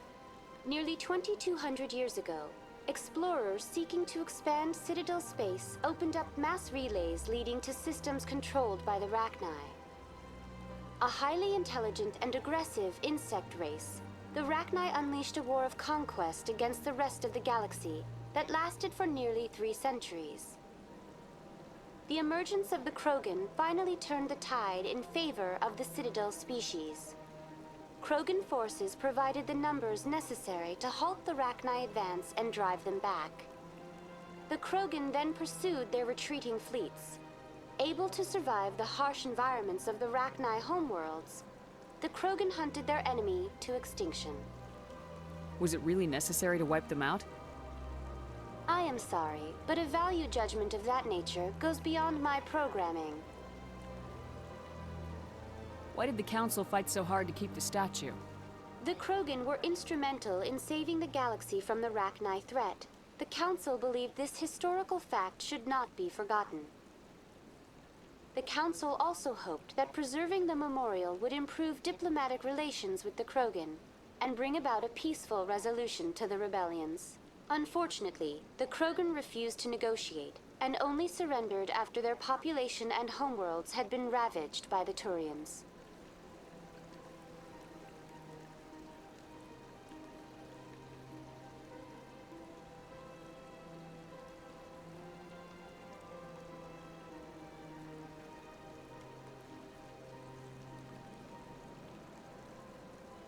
Sounds like they got what they deserved. I am sorry, but a value judgment of that nature goes beyond my programming. That's all for now. Thank you for using Avina. Have a pleasant day.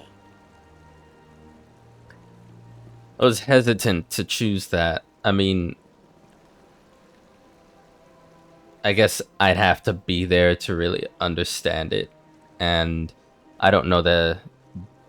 Beyond what the VI said, like the Krogan importance to basically saving to help it save the galaxy, and then the Krogans themselves wanting expansion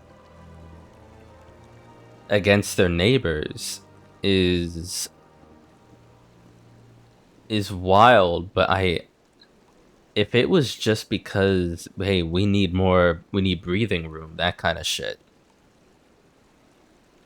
I can see that they got what they deserved.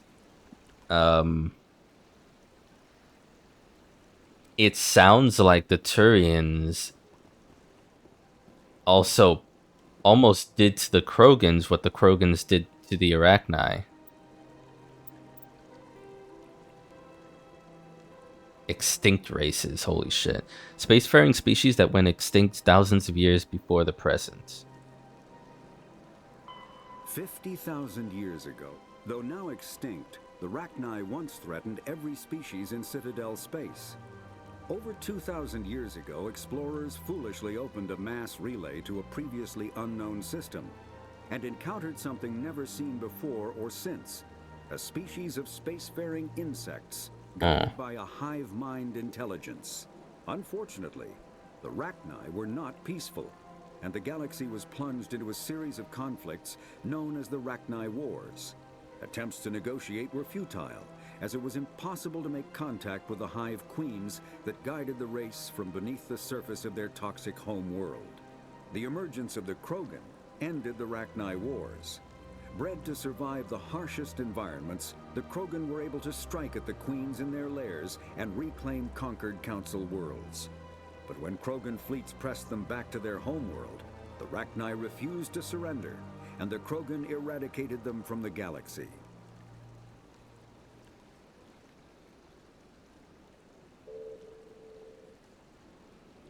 The intrigue. Aliens, non-console races. After the Rachni War... Wait, they're called... 50? Not Arachni, Rachni. I'm thinking arachnids. After the Rachni War, the quick breeding Krogan expanded at the expense of their neighbors. Which is exactly what I just said.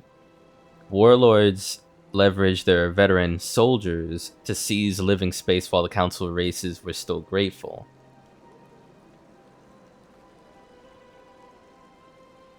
Over the centuries, the Krogan conquered world after world. There was always just one more needed. When the council finally demanded withdrawal from the Asari colony of Lucia, Krogan overlord Kredek stormed off the Citadel, daring the council to take their worlds back. But the council had taken precautions. The finest STG operators and Asari huntresses had been drafted into a covert observation force, the Office of Special Tactics and Reconnaissance, or the OSTR. The Spectres opened the war with crippling strategic strikes. Krogan planets went dark as computer viruses flooded the extranet. Sabotage antimatter refineries disappeared in blue-white annihilation. Headquarters stations shattered into orbit-clogging debris, rammed by pre-placed suicide freighters. Damn.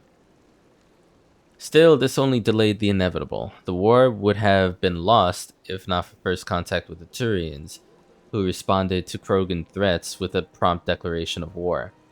Being on the far side of Krogan space from the Council, the Turians advanced rapidly into the lightly defended Krogan rear areas.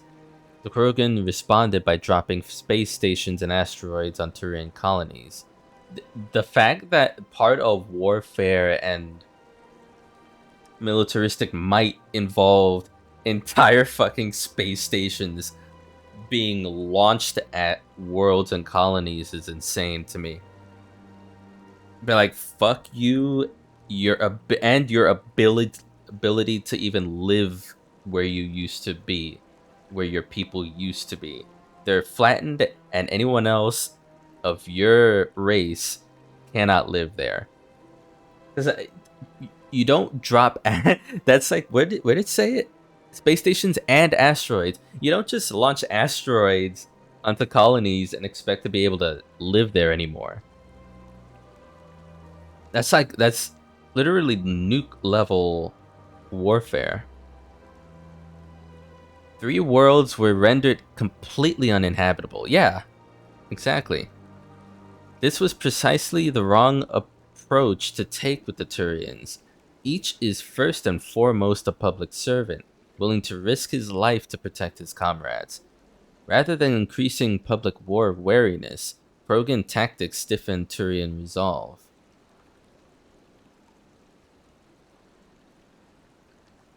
The arrival of Turian task forces saved many worlds from the warlords' marauding fleets, but it took development of the genophage bioweapon to end the war. There were decades of unrest afterwards. Rogue warlords and holdout groups of insurgents refused to surrender, or disappeared into the frontier systems to become pirates.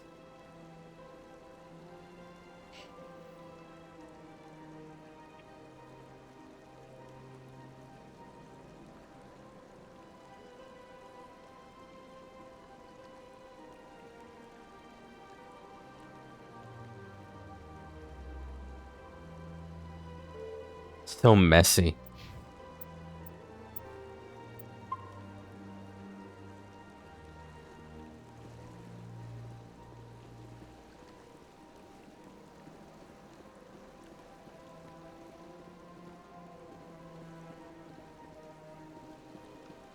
I'm just realizing I've spent almost 2 hours just exploring. I don't mind though. I'm taking my time.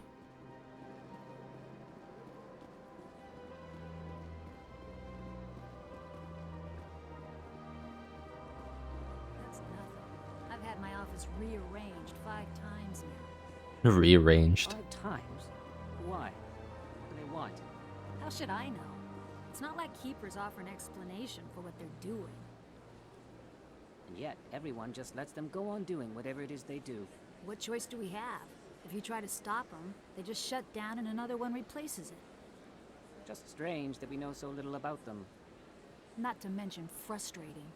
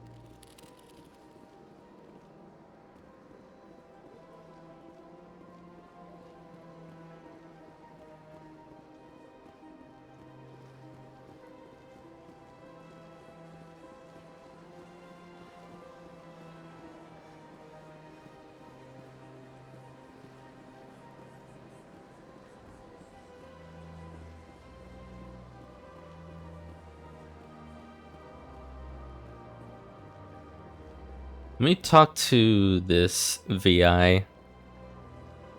Avina. Just skipped over it. Welcome to Presidium Tourism Terminal 1. There are many points of interest here, including the Citadel embassies and CSEC headquarters.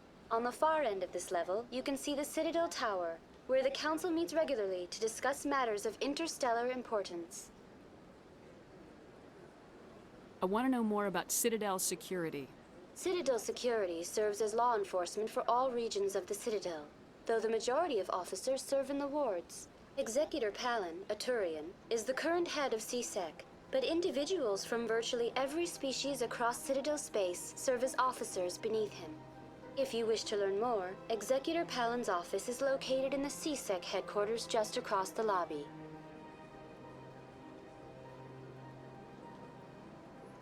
Tell me about the embassies.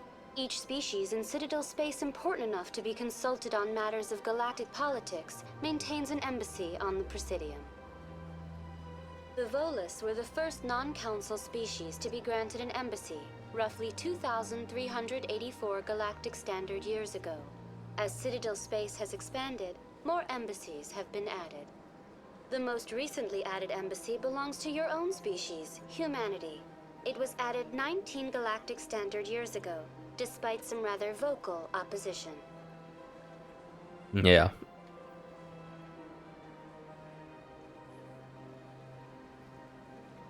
Why were people trying to keep my species out? Some species felt humanity was given preferential treatment. It often takes a century or more before a new species is granted an embassy. The Council gave a great deal of thought to this matter. In the end, they decided humanity's impact on Citadel space was significant enough to warrant an embassy. Do you agree with their decision? I am not programmed to make that kind of qualified judgment. My code is limited to information and simple interaction simulations. Of course. How come the Volus were the first species given an embassy? In the early years following the formation of the Council, the Volus were, apart from the Asari and Solarians, the most populous and widespread species in Citadel space. They established many new colonies and trading outposts, and they petitioned the Council for a greater role in determining interstellar policy. In recognition of their work to expand interstellar trade and establish a standardized galactic economy, the Volus were granted an embassy here on the Citadel. Why weren't they made a council race? The Council races have extensive responsibilities. They must provide personnel and ships for the Citadel fleets. They often provide economic aid in times of disaster. It would be unfair to demand such an enormous burden of a species unable to meet these obligations. The embassies allow lesser species to have a voice on the Citadel. Wait, lesser species? That's pretty damn arrogant. I apologize if my personality has offended you. Please submit all formal complaints in writing to the Citadel Tourist and Visitor Board. So there's a hierarchy of entire species at the political level.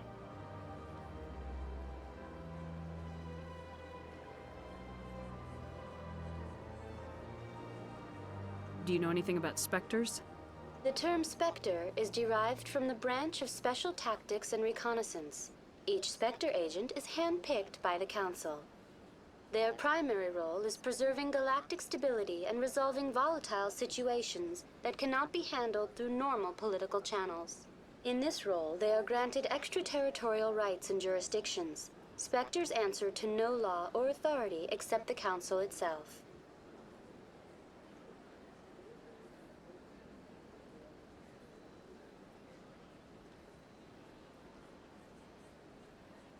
What can you tell me about the Citadel Council?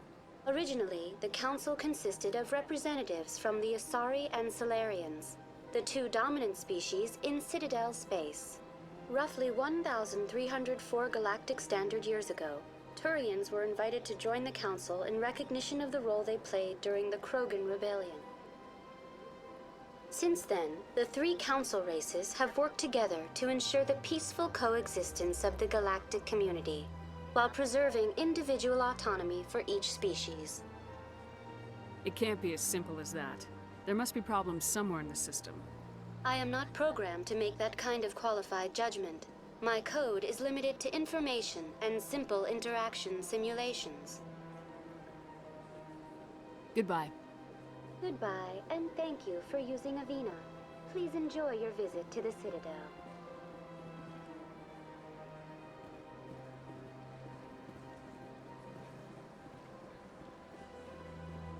Did we go down here yet?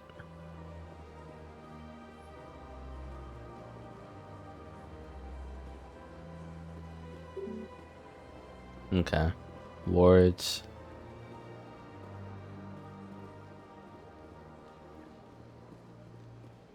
I think I may have passed by here, but skimmed that door.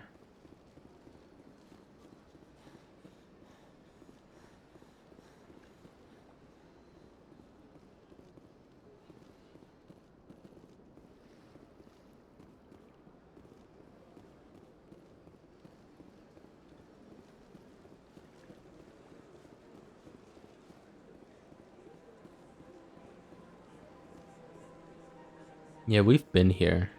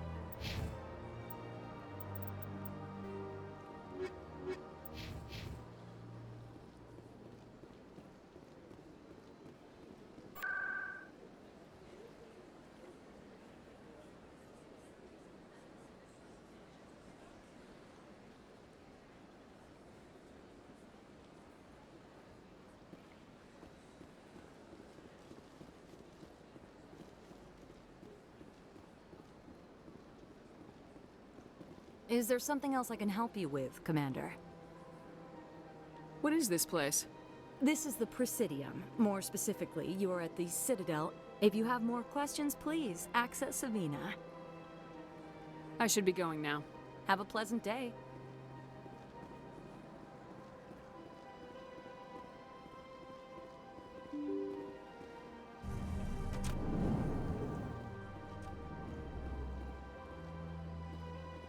Diplomat?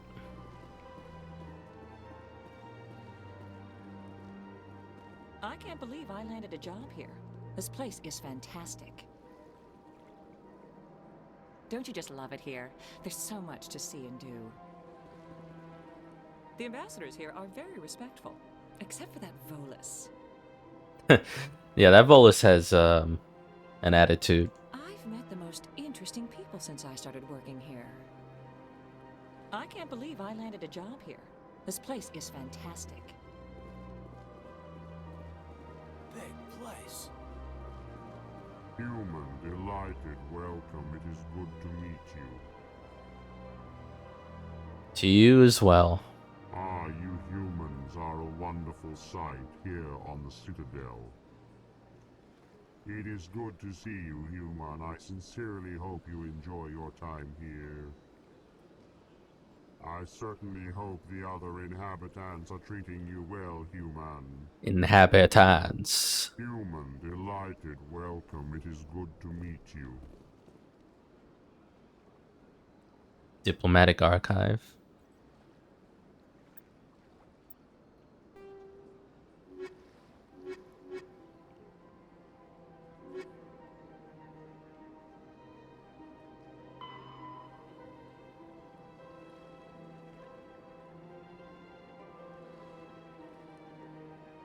Citadel conventions.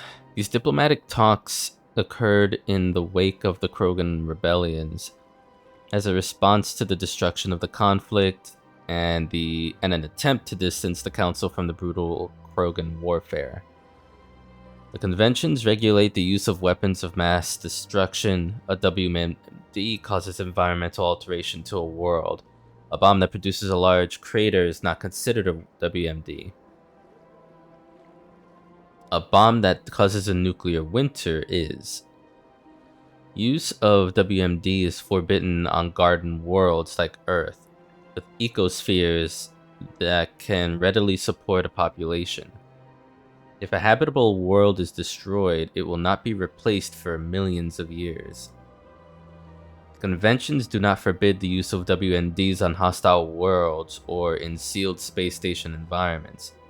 Many militaries continue to develop and maintain stockpiles. The conventions that graded weapons of mass destruction into tiers of concern. Tier 1 is the greatest threat to galactic peace. Tier 1, large kinetic impactors, such as asteroid drops or deorbiting space stations, which the Krogans did. Effectively free and available in any system in the form of debris left over from planetary accretion. Kinetic impactors are the weapon of choice for terrorists and third galaxy nations. Third galaxy. Give me a like third world nations.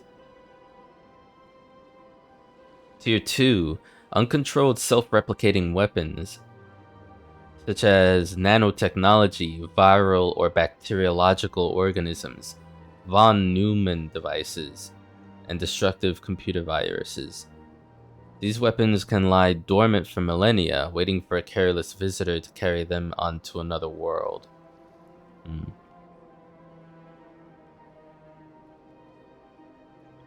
Tier 3, large energy burst weapons, such as nuclear antimatter warheads. Tier 4, alien species deliberately introduced to crowd out native forms necessary for the health of an ecosystem. Ecological tampering can take years to bear fruit, making it difficult to prove. I see.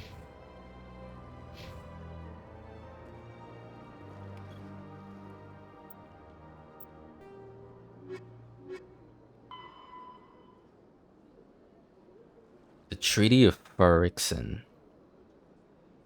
Due to the destructive potential of dreadnoughts, the Council races agreed at the Pharixen Naval Conference to fix a ratio of dreadnought construction between themselves. At the top of the pyramid is the peacekeeping Turian fleet. Below the Turians are the other Council races, currently the Asari and Solarians. Council associate races are at the bottom. The Human Systems Alliance is part of the last group. The ratio of Turian to Council to associate dreadnoughts is 5-3-1. For every dreadnought humans are permitted to build, the Asari have 3, Turians 5.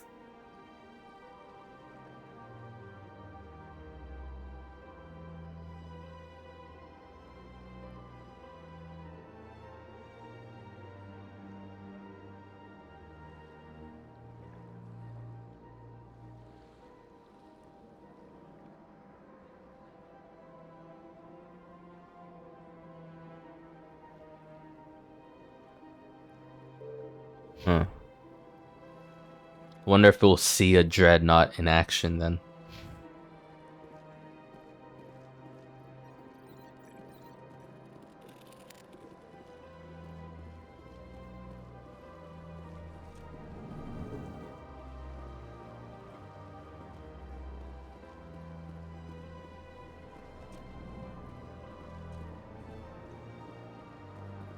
Executor Palin. Aha.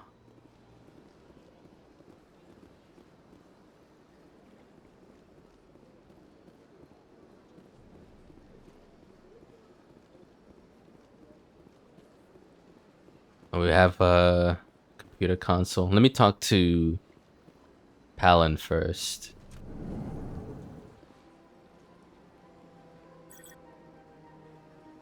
Commander Shepard, I didn't expect to see you here. Did Ambassador Udina send you?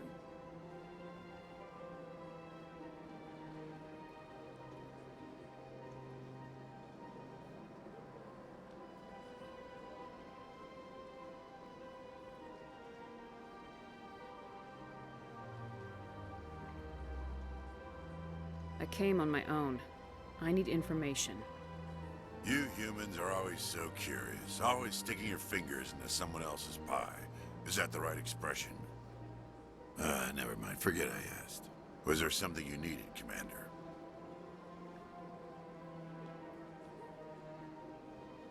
What do you know about the Spectres? They're the right hand of the Council, or so they like to be called. More like the underhanded side of the Council. What do you have against the Spectres? I can't abide any organization that considers itself above the law. especially when it's left up to each individual Spectre to decide when and how to bend the rules. Sometimes you have to bend the law to keep people safe. I've been with CSEC for 30 years. I've never had to break the law to do my job, not once. Yeah, right. You expect us to believe none of your officers are corrupt? There are over 200,000 CSEC agents. Some of them are going to be bad. But we don't turn a blind eye to corruption like the Spectres do. We do our best to find and punish any officer who breaks the law. Spectres? They'll never come under that kind of scrutiny. The galaxy needs people like that. People who do the dirty jobs. I agree.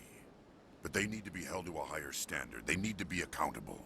Saren's out of control. We both know that. But because he's a Spectre, the Council doesn't want to do anything about it. Is that the kind of person this galaxy needs?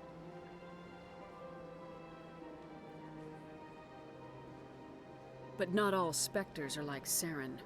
True. But the potential is always there. I mean, I agree with him to an extent.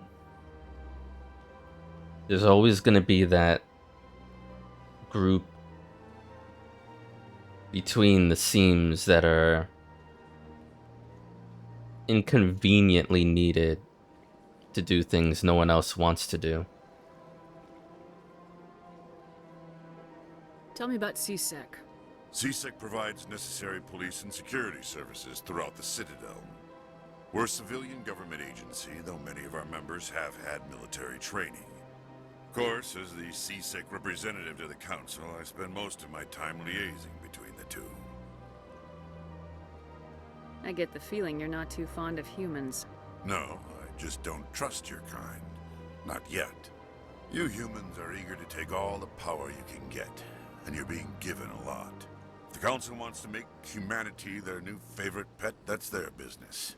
But I don't have to like it. The Council treats us like second-class citizens. We have to fight for everything we get. Good. Then fight for it.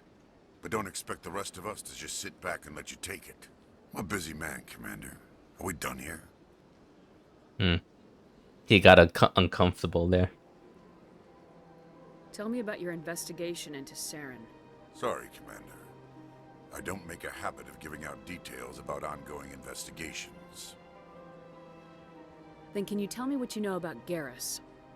Garrus Vicarian? Good officer. Very good, in fact. But he needs to learn some patience. You'd think an officer of the law would be a bit more... Why is the camera holding on this? Was there anything else? Nah, I guess that's it. I'll be going now. Goodbye, Commander. Shepard, what can I do for you now?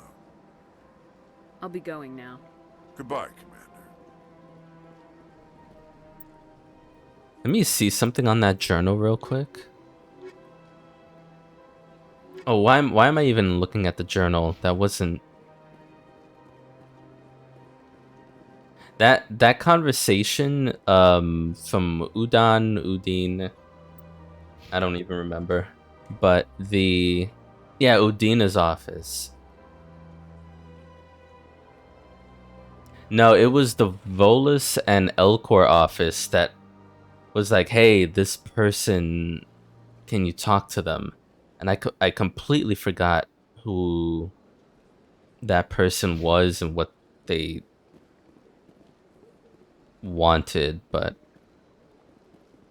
I don't think it was this guy, Palin.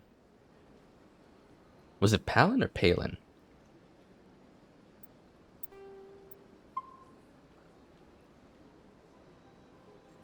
I feel like my shitty memory is gonna bite me in the ass in this game. Oh boy.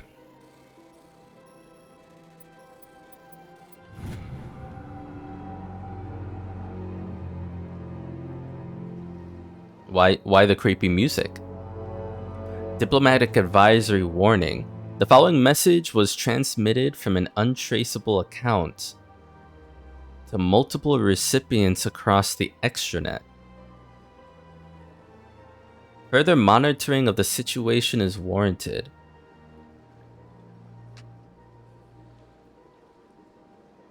Untraceable, multiple people. My fellow biotic, you have been selected to receive this transmission because of our shared plight. Few understand us, fewer tolerate us. We must stand together. We must build our own new world. Come, join us in the Hawking Edda cluster. Only as one body can we right the wrongs done to our kind. Yeah, and that's smells of a side quest. Head to the Century System in the Hawking Edda cluster and investigate the strange biotic commune.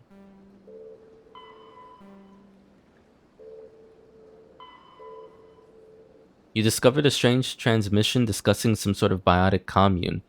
On the whole, it seems harmless, but something about the message is a little disturbing. Taking back what's ours type shit. Like,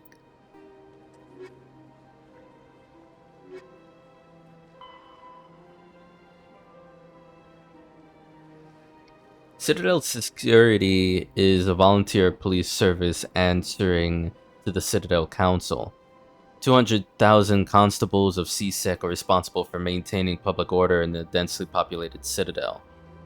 They also provide pirate suppression, customs enforcement, and search and rescue throughout the Citadel cluster. CSEC has 6 divisions: Enforcement, unified officers who patrol the Citadel and respond to emergencies; Investigation, detectives who puzzle out the truth behind crimes and bring perpetrators to justice; Customs, screens the thousands of passengers and cargo containers that pass through the Citadel's ports every day; Network, deals with cybercrimes like identity and copyright theft, hacking and viral attacks, illegal AI. Special Response deals with hostage situations, bombs, heavily armed criminals. In the unlikely event that attackers board the Citadel, they are also the front line of defense, armed with military-grade equipment. Patrol, naval arm with ships stationed throughout the Citadel cluster. Unlike the other divisions, they are rarely seen at the Citadel, nor do they stay in one place long.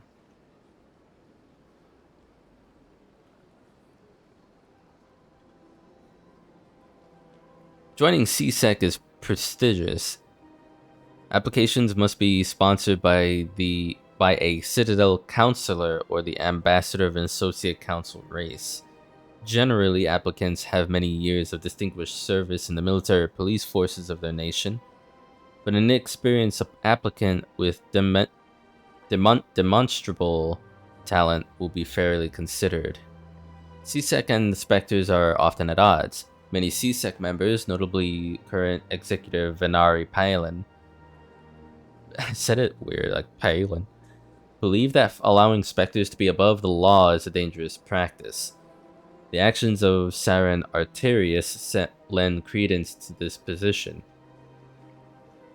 The specters in turn are aggravated when CSEC's dedication to procedure and due process hampers their investigations.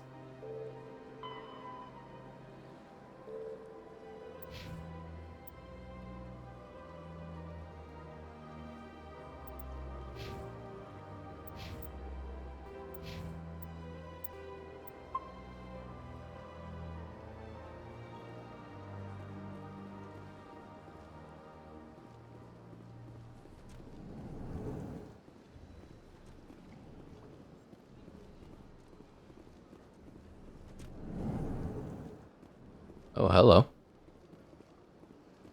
Diplomat. This place seems strange. I wish there were more humans around. You have to be tough with these aliens. They won't respect you otherwise.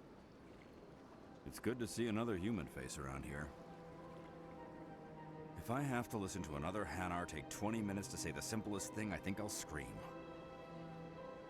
This place seems strange. I wish there were more humans around.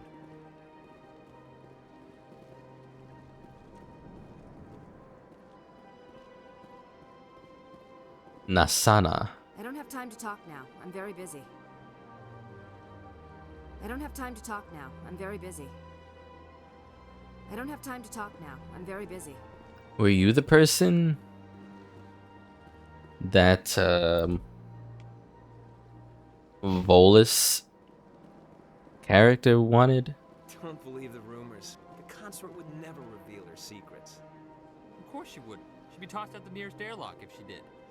I suppose. Besides, Nick, the consort's nothing like the girls back on the colonies. She's...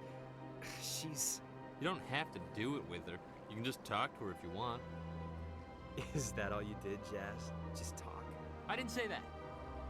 Ha! I bet you did too. Shut up, Fredericks. What do you want? Oh, Commander. Is there something I can do for you? Relax, Private. This isn't an inspection. Right, sorry. What can I do for you, Commander? You almost got backhanded, boy. What can you tell me about the Asari consort? Well, she's an Asari who works here as... That is, she helps people with things. You never went to see her, did you, Fredericks? No, I never did. I couldn't afford it. It costs half a year's credits just to go in and talk to her. Can you at least tell me where I can find her? Sure. She's across the bridge from the embassies. Thanks, kid. Have fun. Try not to get into too much trouble. I will. Have fun, that is. Commander, good to see you again. This place is amazing, Commander. Commander? I think I'll see if I can get stationed here permanently. Commander, good to see you again. I don't have time to talk now. I'm very... This place is a little too perfect. They're hiding something. Hello, Commander. Can I get you something? You know who I am? Your arrival created a bigger-than-average stir among the diplomats and hangers-on around here. There's always something new happening around here. I could fill you in on some points of interest if you'd like. What's going on around here? Well, you found the embassies, not much going on here. What are you rubbing? Across the bridge, you'll find the bank, the Emporium, and Shaira's. If you haven't heard of her, you soon will. If you need supplies, you can try the markets one level below. For entertainment, I'd try Flux or Cora's Den. What is Shaira's?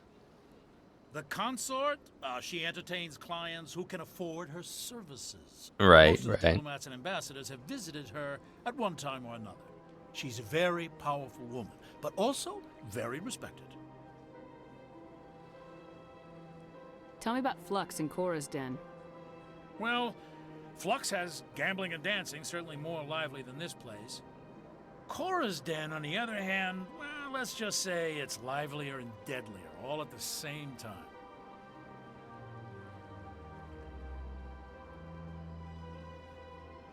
Goodbye. So long, Commander. Have a pleasant day. He did all that rubbing on the counter and it's still like spotted. Commander, you here for some information?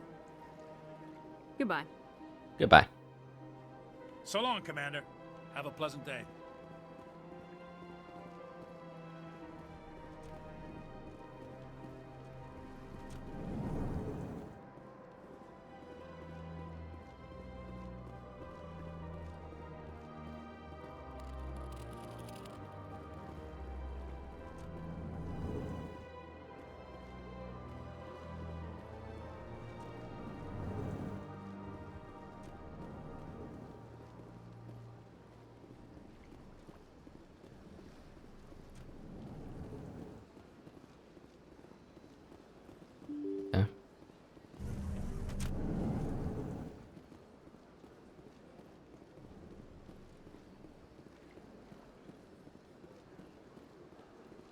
Let me check back at the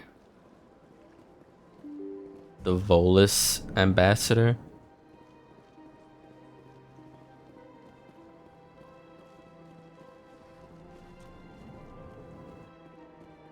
This is where we were.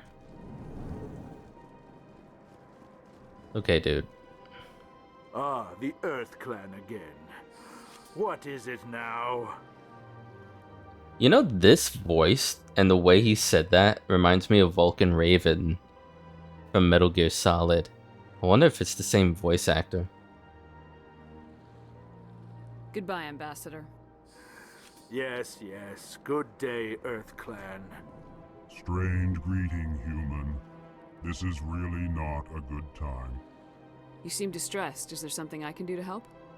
Alarmed response.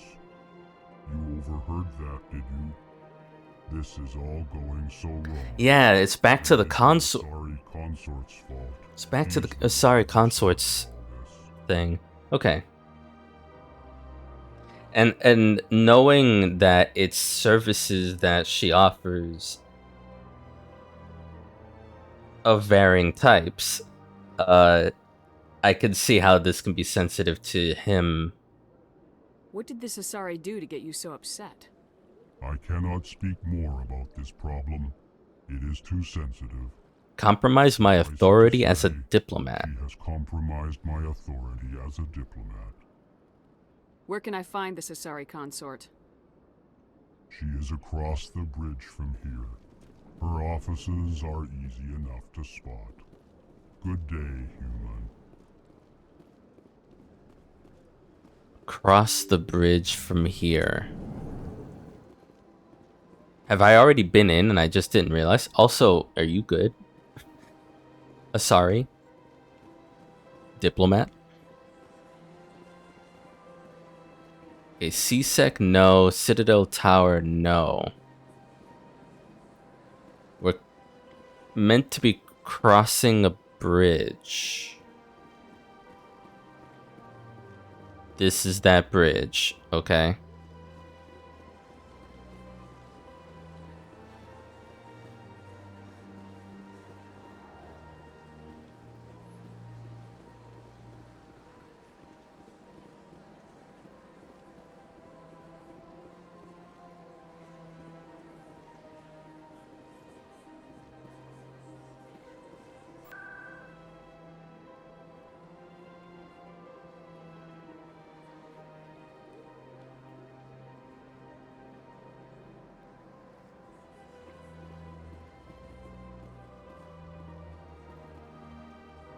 Oh, I don't think we've been down here at all. Welcome, I am Nelina. I don't recognize you as one of our expected clients today. Would you like me to see when the consort will be able to meet with you? Okay, right. Okay, we're in the right place. I need an appointment. Can't I just go in? I'm afraid not. Yeah, you must understand there are many who seek the consort services. But if you wish to leave your name, she'll make every effort to meet with you.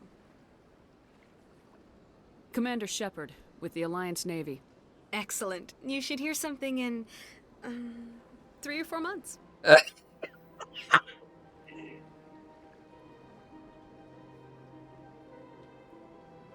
This is Final Fantasy VII Remake all over again. Cloud and Aerith trying to get into the Honeybee Inn. And it's like, you should hear something about what it was worse than this. 2-3 years or some shit. Nobody's worth that much of a wait. Well, that's not for me to judge. I have your name and you'll be contacted. Is there anything else? Oh boy. What do you do here, Nelina? I'm one of the consort's acolytes. Many of the people here today will not see the consort, but they expect to be attended to just the same. It's our job to ensure that they leave contented. Okay, I'm gonna ask how, but I already know how. What exactly do you attend to? Well, each acolyte has her unique abilities. Some soothe with song, others with conversation. As much as possible, we seek to match the needs of our clients to the skills of our acolytes. My specialty is touch. My fingertips can find every tension point in your body and relieve it. It's like... And I guess there's given perception with the 3 guys that were going on about it. It's like, oh, you spend some time. It's not like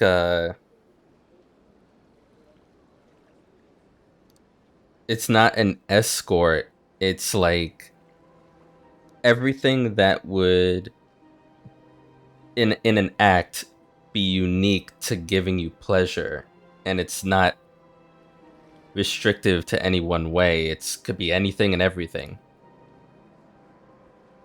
And knowing that the Asari live so long, they go through those 3 phases. It really is a unique perception from their end on life when they learn and experience and do so much. You're bound to find some expertise in more than a few things. So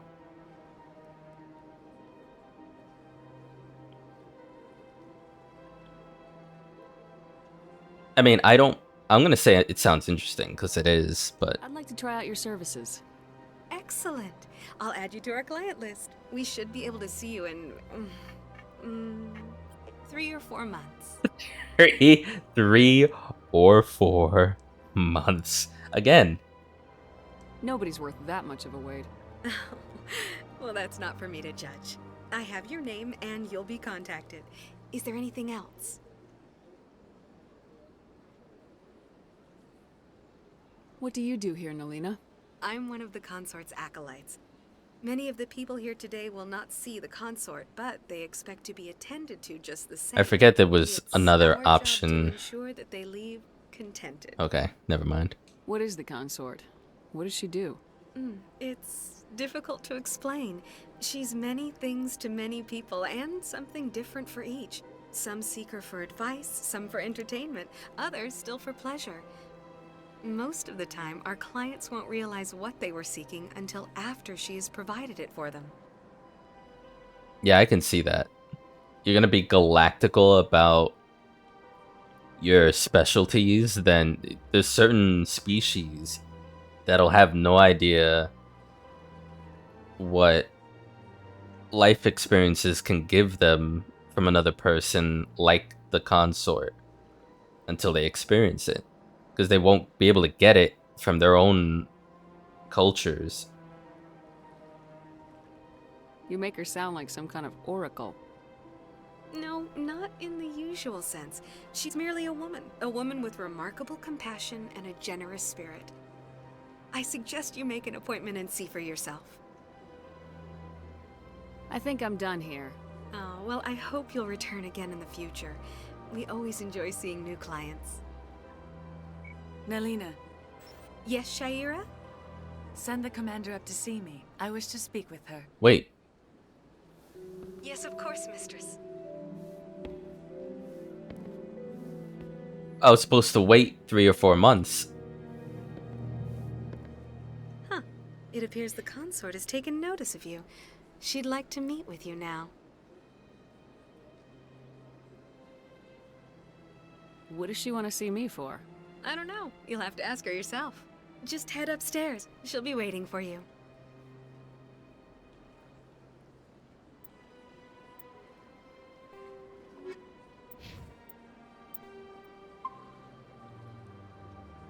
That was really unexpected. The Holy consort shit. still awaits your visit. Attendant.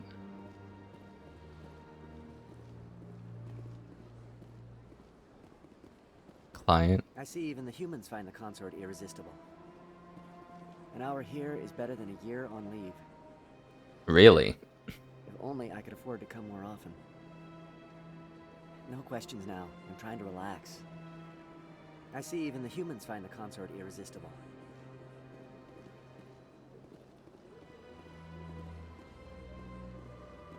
Welcome. It is a pleasure to see you. Please, relax and enjoy yourself. Human military? You'll enjoy it here, I think. At ease, officer. This is a place of peace. Welcome. It is a pleasure to see you. This is my first time. I can't believe I didn't come sooner. I'd spend all day here if I could. Isn't this place terrific? I mean, it's okay.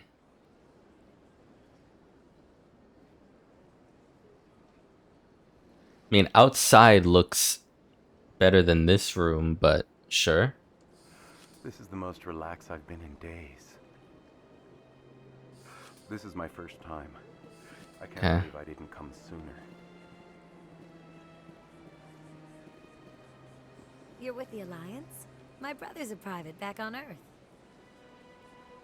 The consort is a wonderful person. She has quite a gift. You're with the Alliance? My brother's a private back on Earth. I guess you guys are just gonna come with me, huh? I can't tell the aliens from the animals. Alright. Sure is peaceful here.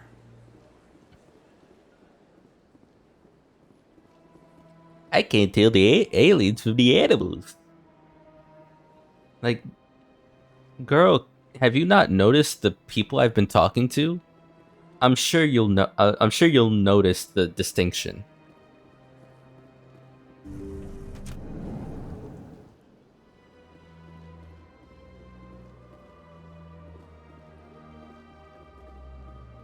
Hi? That is close enough, Commander.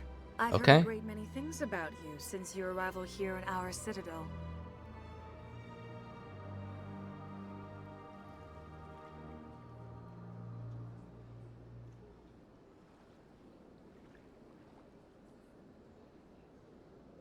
I don't like people spying on me. I apologize, Commander. I make it my business to know when important people arrive on the station. Many of them become clients. But that is not why I asked you here. I have a certain problem that could use your expertise. Maybe I can help. I have a friend, Septimus, a retired Turian general. I won't discuss the details, but he wanted me to be more than I could be. We had a falling out. Now he spends his days in Cora's den, drinking and spreading lies about me. If you would speak to him as a fellow soldier, I believe he will listen to you and let the matter be.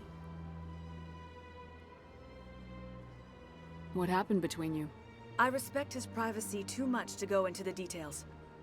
If he wishes to tell you what happened, that is his prerogative.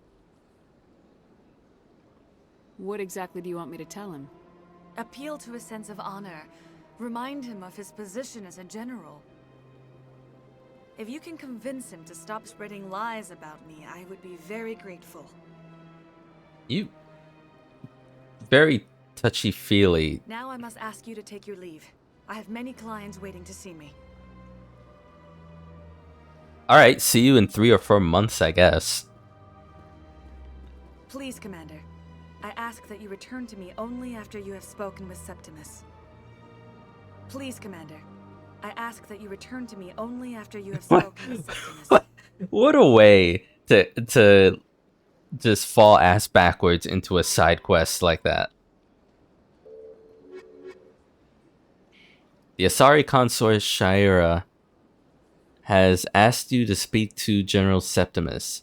He's concerned that she is concerned that this former client is spreading false accusations that could damage her reputation. General is at Cora's den in the lower wards. Ask him to stop spreading rumors about the consort. Well, I don't know if I have access to the wards at all, actually. Please, Commander. I ask that you return to me only after you have spoken with Septimus. And also, I figured progging that side quest involved me going to another, like, solar system, but clearly not.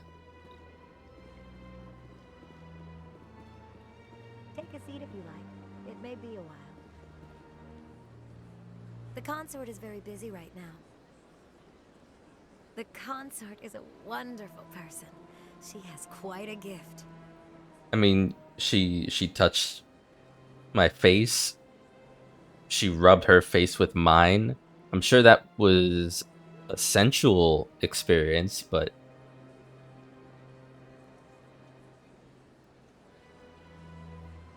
$3 or 4 months worth of waiting for that? I'm sure someone would like it. I don't know. You're with the Alliance? My brother's a private back on Earth. I'm with Jane Shepherd on this. It's That's understandable. Many are a little unsure what to expect their first time. Don't get me wrong. I've only heard good things about the consort. It's just... The unknown forces us out of our comfort zone. It forces us to be vulnerable. Exactly. That's just what I was thinking. Good. Then we are ready to begin. begin what? Well, I guess it's just so specific. Please, relax and enjoy yourself. I'd spend all day here if I could. It's also specific that it could be anything they're about to do. Few are ever asked to aid Sha'ira. It's quite an honor. Oh shit, there's more info. What do you know about the General? He's been seeing the consort for longer than I can remember. Then one day, he stormed out of here furious. He hasn't been back since. He was always very respectful to the acolytes, very noble.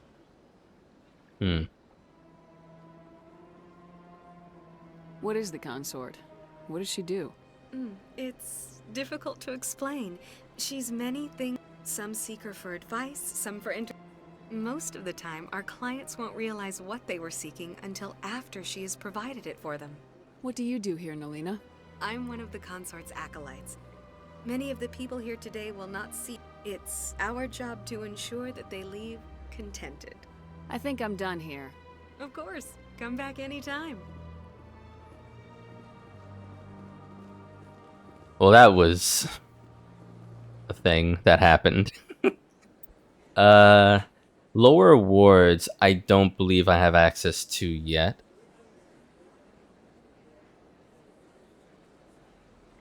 Udina's office, Embassy Lounge, Citadel Tower.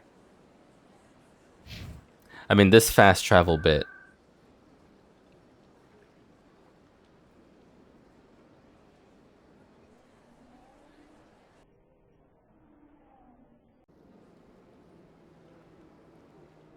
Proceed down the stairs to reach the wards.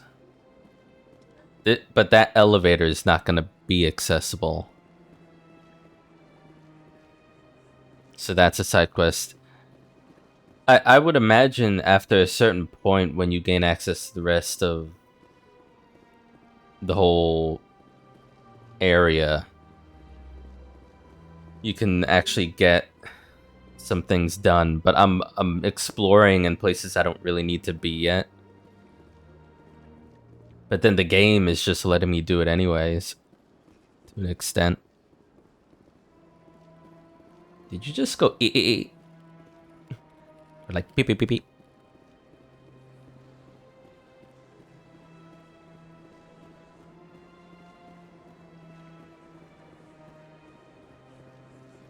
Whoa, whoa, whoa. You go. She looked like she was racing to bump into me. Where am I going? Citadel Tower, I think.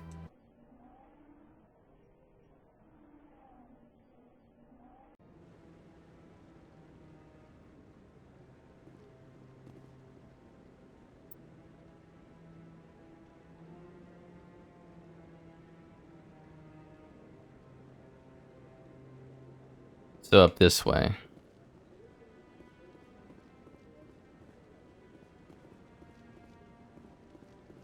Okay, Anderson, what's up?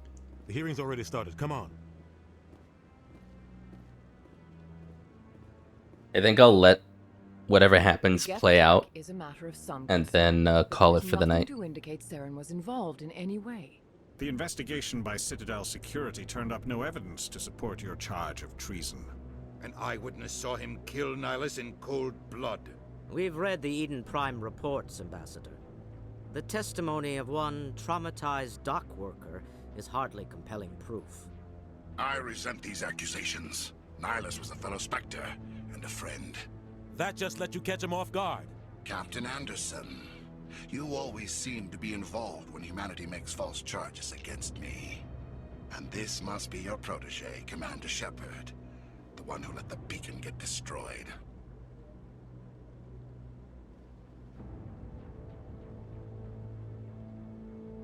I mean, if I say that was you, not me, I'm just continuing this he said, she said bullshit. The mission to Eden Prime was top secret. The only way you could know about the beacon was if you were there. With Nihilus gone, his files passed on to me. I read the Eden Prime report. I was unimpressed. But what can you expect from a human?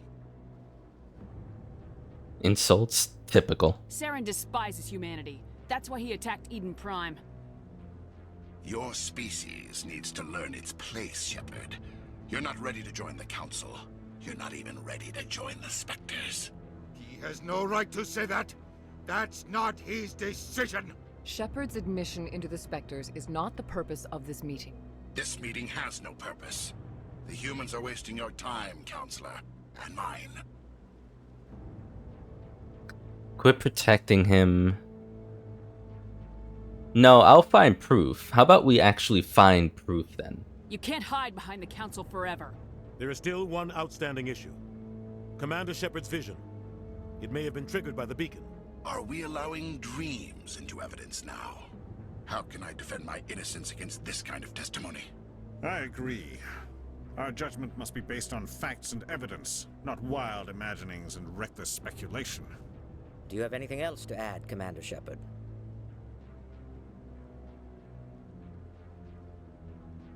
You've made your decision. I won't waste my breath.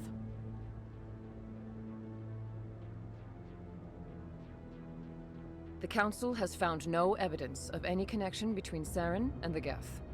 Ambassador, your petition to have him disbarred from the Spectres is denied. I'm glad to see justice was served. This meeting is adjourned.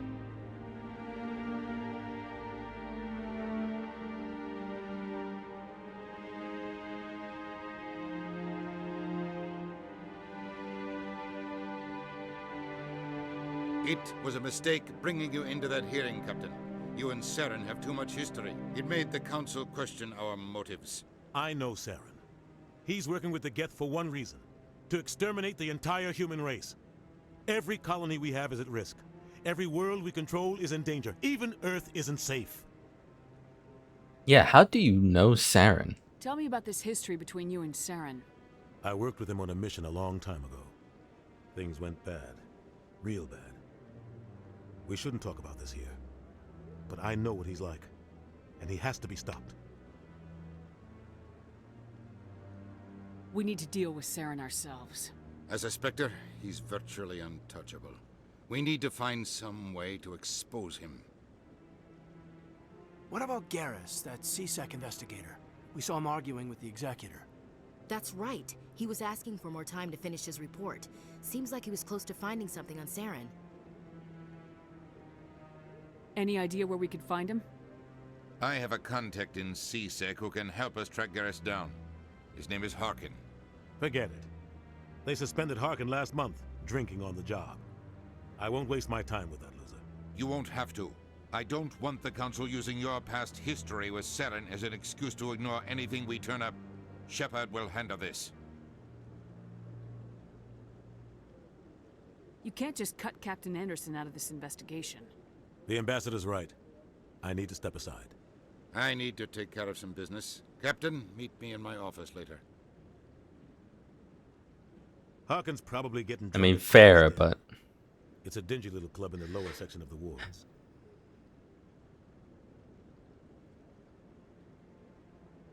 Maybe there's another way to find evidence against Saren. You should talk to Barla Vaughn over in the financial district. Rumor has it he's an agent for the Shadow Broker. The Shadow Broker? An information dealer. Buys and sells secrets to the highest bidder. I've heard Barla Vaughn's one of the top representatives. He might know something about Saren, but his information won't come cheap. You and Saren have a history. What happened?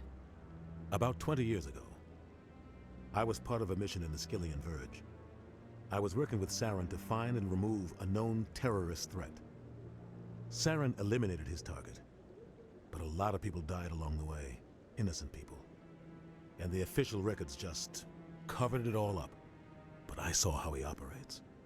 No conscience. No hesitation. He'd kill 1,000 innocent civilians to end a war without a second thought. Look at that. So would I, and he's a monster. Like, every step of the way, I'm defining my core values. I mean, he is a monster. I would never do that. Doesn't end wars. It causes them. I know how the world works, Commander. Sometimes you're forced to make unpleasant decisions. True. But only if there's no other way. Saren doesn't even look for another option. He's twisted, broken. He likes the violence, the killing. And he knows how to cover his tracks.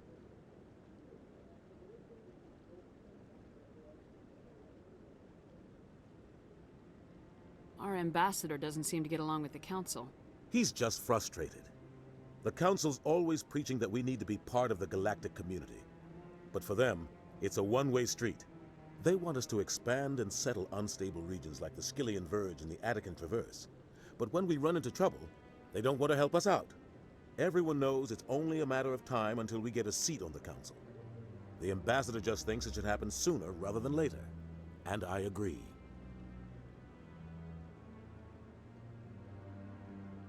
Maybe they'd let us join the council if we were more willing to cooperate with the other species. Of course they would. If we did everything they told us to, they'd love to have us on the Council. But it wouldn't be much of a deal for us. I understand their side. They don't want us dominating the Council. It's founded on cooperation and alliances. But we have to look out for our own interests too.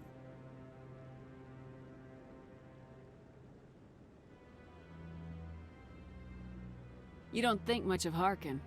The guy joined CSEC about 20 years ago. He's been an embarrassment to our species ever since. Roughing up suspects in custody, bribery accusations, alcohol and drug use. The embassy used to step in when he got in trouble. But I guess enough was enough.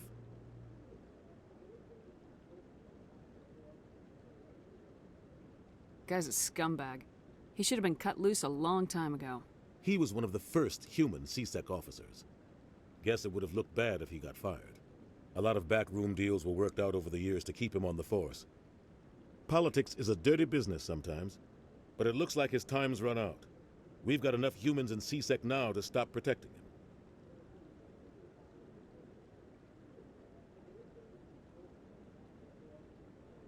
I want to know more about the Spectres. They're not your typical government agency. They tend to work alone, behind the scenes. They take care of problems the Council can't. It's not easy preserving peace across an entire galaxy. The Council prefers to use diplomacy and negotiation. But sometimes more extreme measures are needed.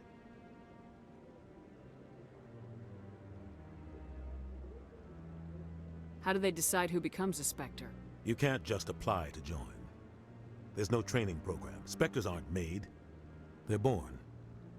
The Council's always looking for exceptional individuals. People who can get the job done.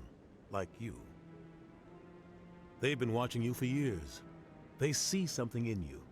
They want you on their side. Nihilus was supposed to give them a final recommendation. But with him gone, things are still up in the air. What's their command structure like? There is no command structure. Each Spectre answers directly to the Council. Sometimes they're sent on specific missions. Other times, they act on their own. They tend to operate outside the law, do whatever it takes to accomplish their goals. The Council just turns a blind eye. Spectres have a lot of power, Shepard. They sound like shadow operatives. Everything about them is classified. We don't even know how many there are. The latest Alliance estimate puts their numbers under 100. But the Council couldn't do its job without them. They're the Citadel's top agents, the last line of defense, the final option before open war. The entire galaxy respects and fears them. If a Spectre shows up, you know something big is about to happen. What happens when a Spectre goes rogue, like Saren? It doesn't happen often. The Council is careful when they select their candidates. But when something does go wrong, there's usually only one solution. Send another Spectre to bring the rogue agent down.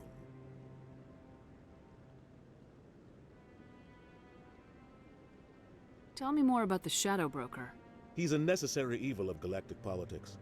Buying and selling information is a part of the game, and the Shadow Broker just happens to be the best player on the field. Always sells to the highest bidder. Doesn't get involved in politics, doesn't pick sides. A simple system, but it works. He's not a threat to anyone, not directly. He's just a resource we can use, or she is. Or maybe they are. Nobody really knows. I mean, we already met that person. I'm pretty sure it's a he. Tell me about Barla Vaughn. He specializes in moving large sums of money without leaving a paper trail. A financial genius. Doesn't do anything illegal, but he knows all the loopholes. He's got an impressive... Oh, never mind. I thought the Shadow Broker was this guy. That's probably why the Shadow Broker uses him. Yeah. Okay, never mind. I actually don't know.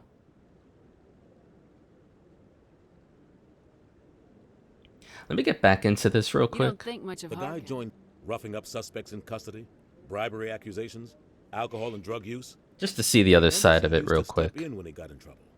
But I guess enough was enough. I thought this embassy was supposed to help humans. Harkin may be human, but he's also an ass.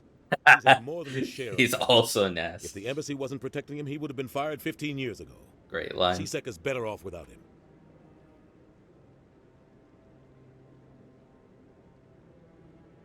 Our ambassador doesn't He's seem just frustrated. They want us to expand and settle on... Everyone knows it's only a matter of time until we get a seat on the council. The ambassador just thinks it should happen sooner rather than later. And I agree. Who cares if we get a seat on the council? What's the big deal? If the council passes a ruling on an interstellar matter, we have to follow it. We don't have the fleets or political allies to defy them. Once we get a seat on the council, we'll be able to influence those rulings, protect our own interests. No more jumping through hoops whenever we want something. Take this mess we're in now. If humanity had a seat on the council, we'd just send the Citadel fleet out to take care of Saren and his Geth. Problem solved. Would it be that easy, though? I should go. Good luck, Shepard. I'll be over in the ambassador's office if you need anything else. Alright. I mean... Seems like it's nighttime. That might just be the building we're in. So, this is where the council passes judgment on all us little folk, huh? Ever get the feeling we're in over our heads, Commander? I mean, I felt that as soon as I started the game. This is it. The very heart of the Citadel. The pinnacle of galactic power. Kinda makes your head spin if you think about it too much. I mean, I got used to it pretty quickly gameplay-wise, but I've actually, as far as combat, I've done very little. Very fun, but very little of it so far.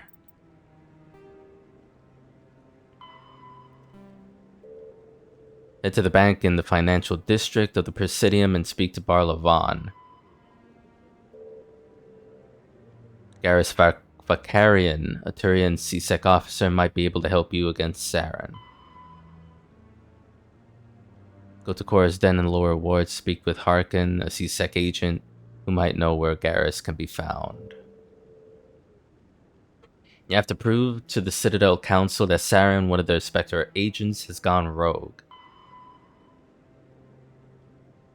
Yeah. And then there's like 3 side quests. The side quest count's probably gonna be astronomical as I go.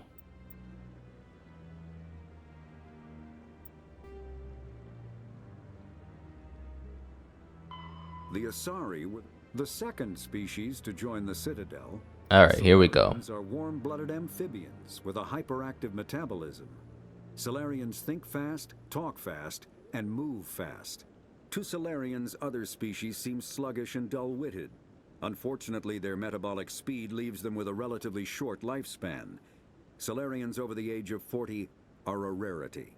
The Solarians were responsible for advancing the development of the primitive Krogan species to use as soldiers during the Rachni Wars. They were also behind the creation of the genophage bioweapon the Turians used to quell the Krogan rebellions several centuries later. Salarians are known for their observational capability and non-linear thinking. This manifests as an aptitude for research and espionage. They are constantly experimenting and inventing, and it is generally accepted that they always know more than they are letting on.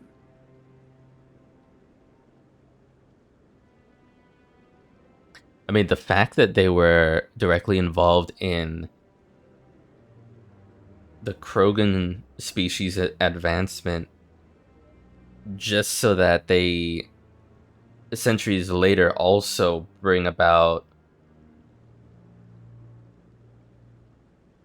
the where did it say it? The genophage bioweapon to take them down a notch.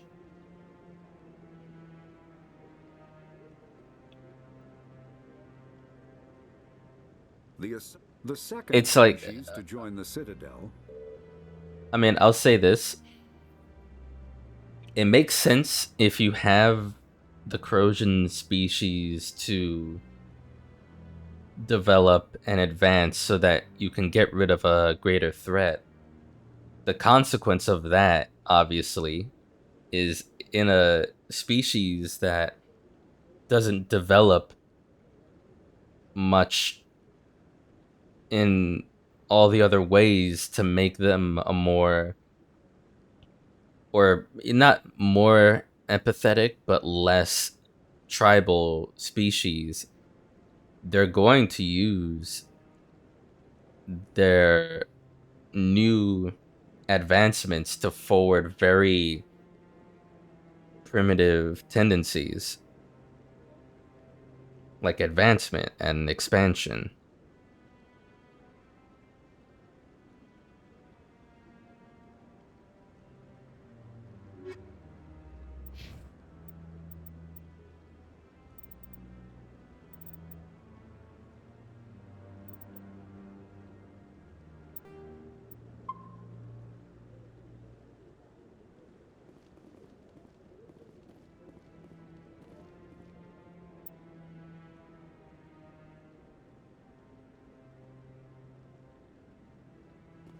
Oh, this is where we were speaking to them here.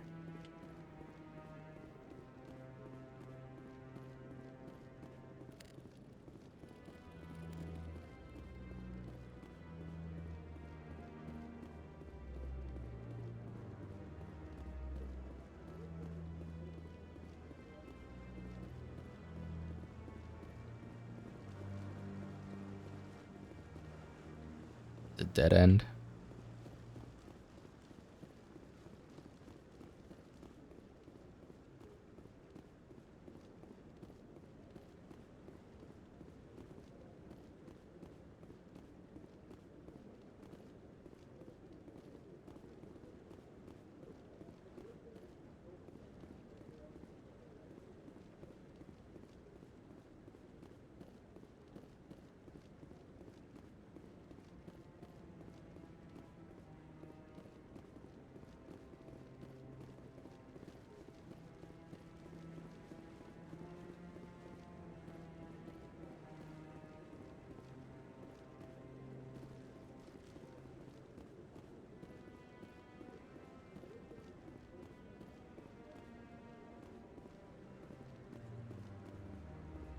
Orban, where are you highlighting that? Oh, this. That guy's up to something. What guy? The one over by the Keeper. What? Oh, no, I wasn't. Never mind.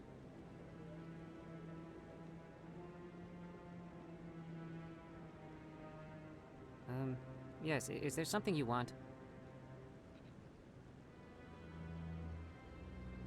Why are you so interested in the Keepers? Keepers? I've got no interest in the keep. Don't get coy. I know what I saw. I'm not so sure I should be talking to you about this. We're just talking. Is there something wrong with that? No. I guess it wouldn't hurt to tell you. I'm using a small scanner to gather readings on the keepers. So far I've had mixed results. I find it difficult to get near the creatures. Why were you being so secretive about it, though? Well, technically we're not supposed to disturb the keepers. I don't really think my scanning disturbs them, but the authorities might disagree. I'd like to do it more openly, but it's not really worth getting arrested over. I mean... I can help you out. I'm not worried about the authorities. I don't even know who you are. I'm Commander Shepard with the Alliance military. Well, I suppose I could use the help. You'll need this. It's the scanning device I developed. Activate it each time you see a keeper. All collected data will automatically upload to my database. I'll even send a few credits your way for each unique scan. Yeah, why are you doing with this? The data once you've scanned it? Trying to learn whatever I can about the keepers. We see them working everywhere, yet we know so little about them. I'm a scientist. I want to know what makes them tick. What are you doing with the data once you've scanned it? Trying to learn. We see them work. I'm a scientist. I want to know what makes them tick. I should get going then. Yes, I have much work myself. So long, and good luck with the scanning. I mean, here's the thing. First playthrough and all that, I have no fucking idea if Chorban's even on the up and up. But there's only one way to find out. I bet all these staircases aren't just for show. They make for good defensive positions if this place is ever attacked. I like that fountain. Very soothing. Yeah, it's really good, that fountain.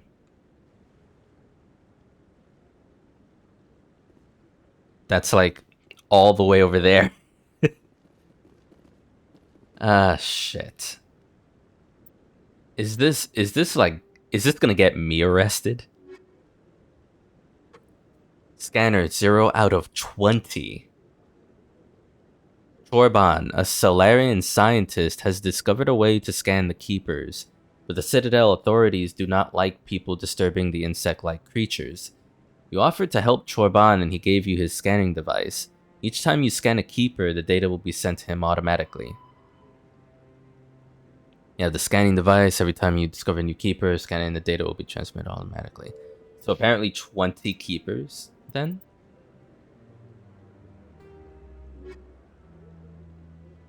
Which is cool and all. I'm really curious how many save slots are in this. Yeah. That's... I mean, that side quest in particular gets more exciting for me because... Yeah, I'd have to find a keeper, have potentially 20 of them, but I'm also curious about what their deal is. And I get credits, I get XP. Why wouldn't I, you know? Why the hell not? Yeah, it's 1 out of 20, which is fair enough. I don't have an issue with scouting around and finding one, but I think there was one upstairs actually. Gotta go back.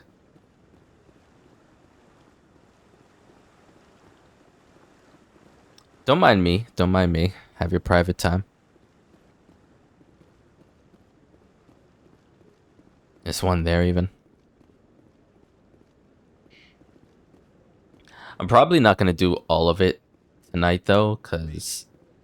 But I wouldn't believe everything you hear. That's just it. I'm hearing it everywhere. It's not just isolated rumors. Do you really think Saren could be involved in something like that without the Council knowing it? Maybe the Council does know. Everyone already assumes he's just doing their dirty work. That's dangerous talk. I'd be careful who you mention that to. I know. But if it's true, shouldn't we be doing something about it?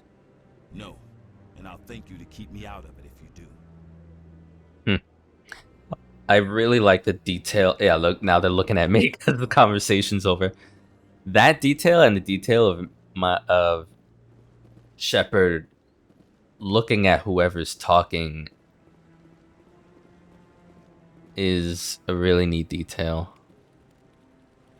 I really hope I don't get caught.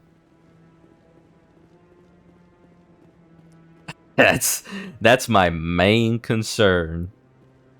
Just let me, you know, whoever is just standing or sitting around, keep looking the other way, cause I got money and XP to gain.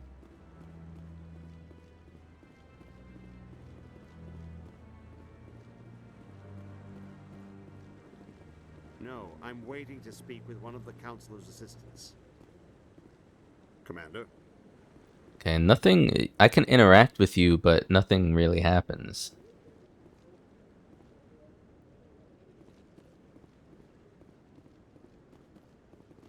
Yeah, there's one there.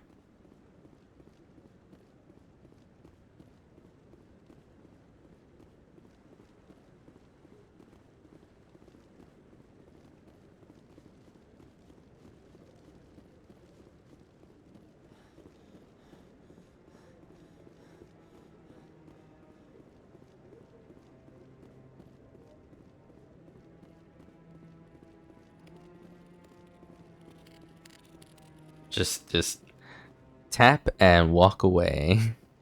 Or lightly jog away. Look how slow this is. Could you imagine? Someone RP walking through all of Mass Effect? 24-hour streams wouldn't be enough.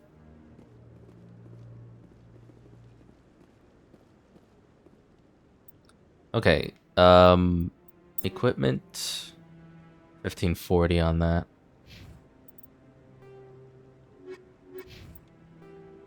That's 3 out of 20.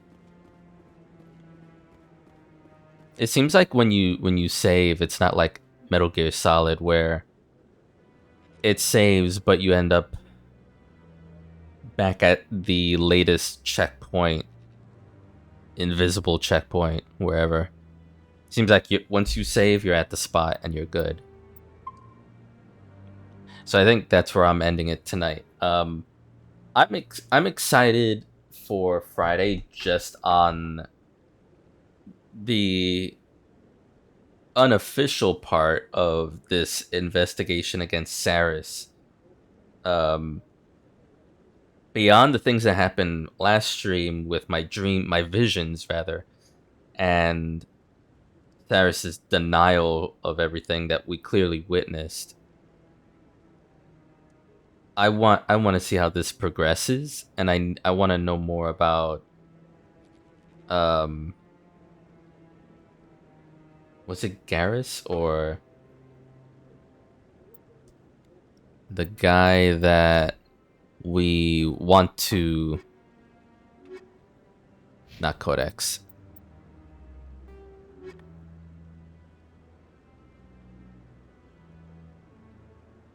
Oh, Saren, the guy that was denying things. Garrus is the potential ally. Yeah, I'm doing this side quest here. I'm excited to engage more on the charm / intimidate element of conversations whenever that happens.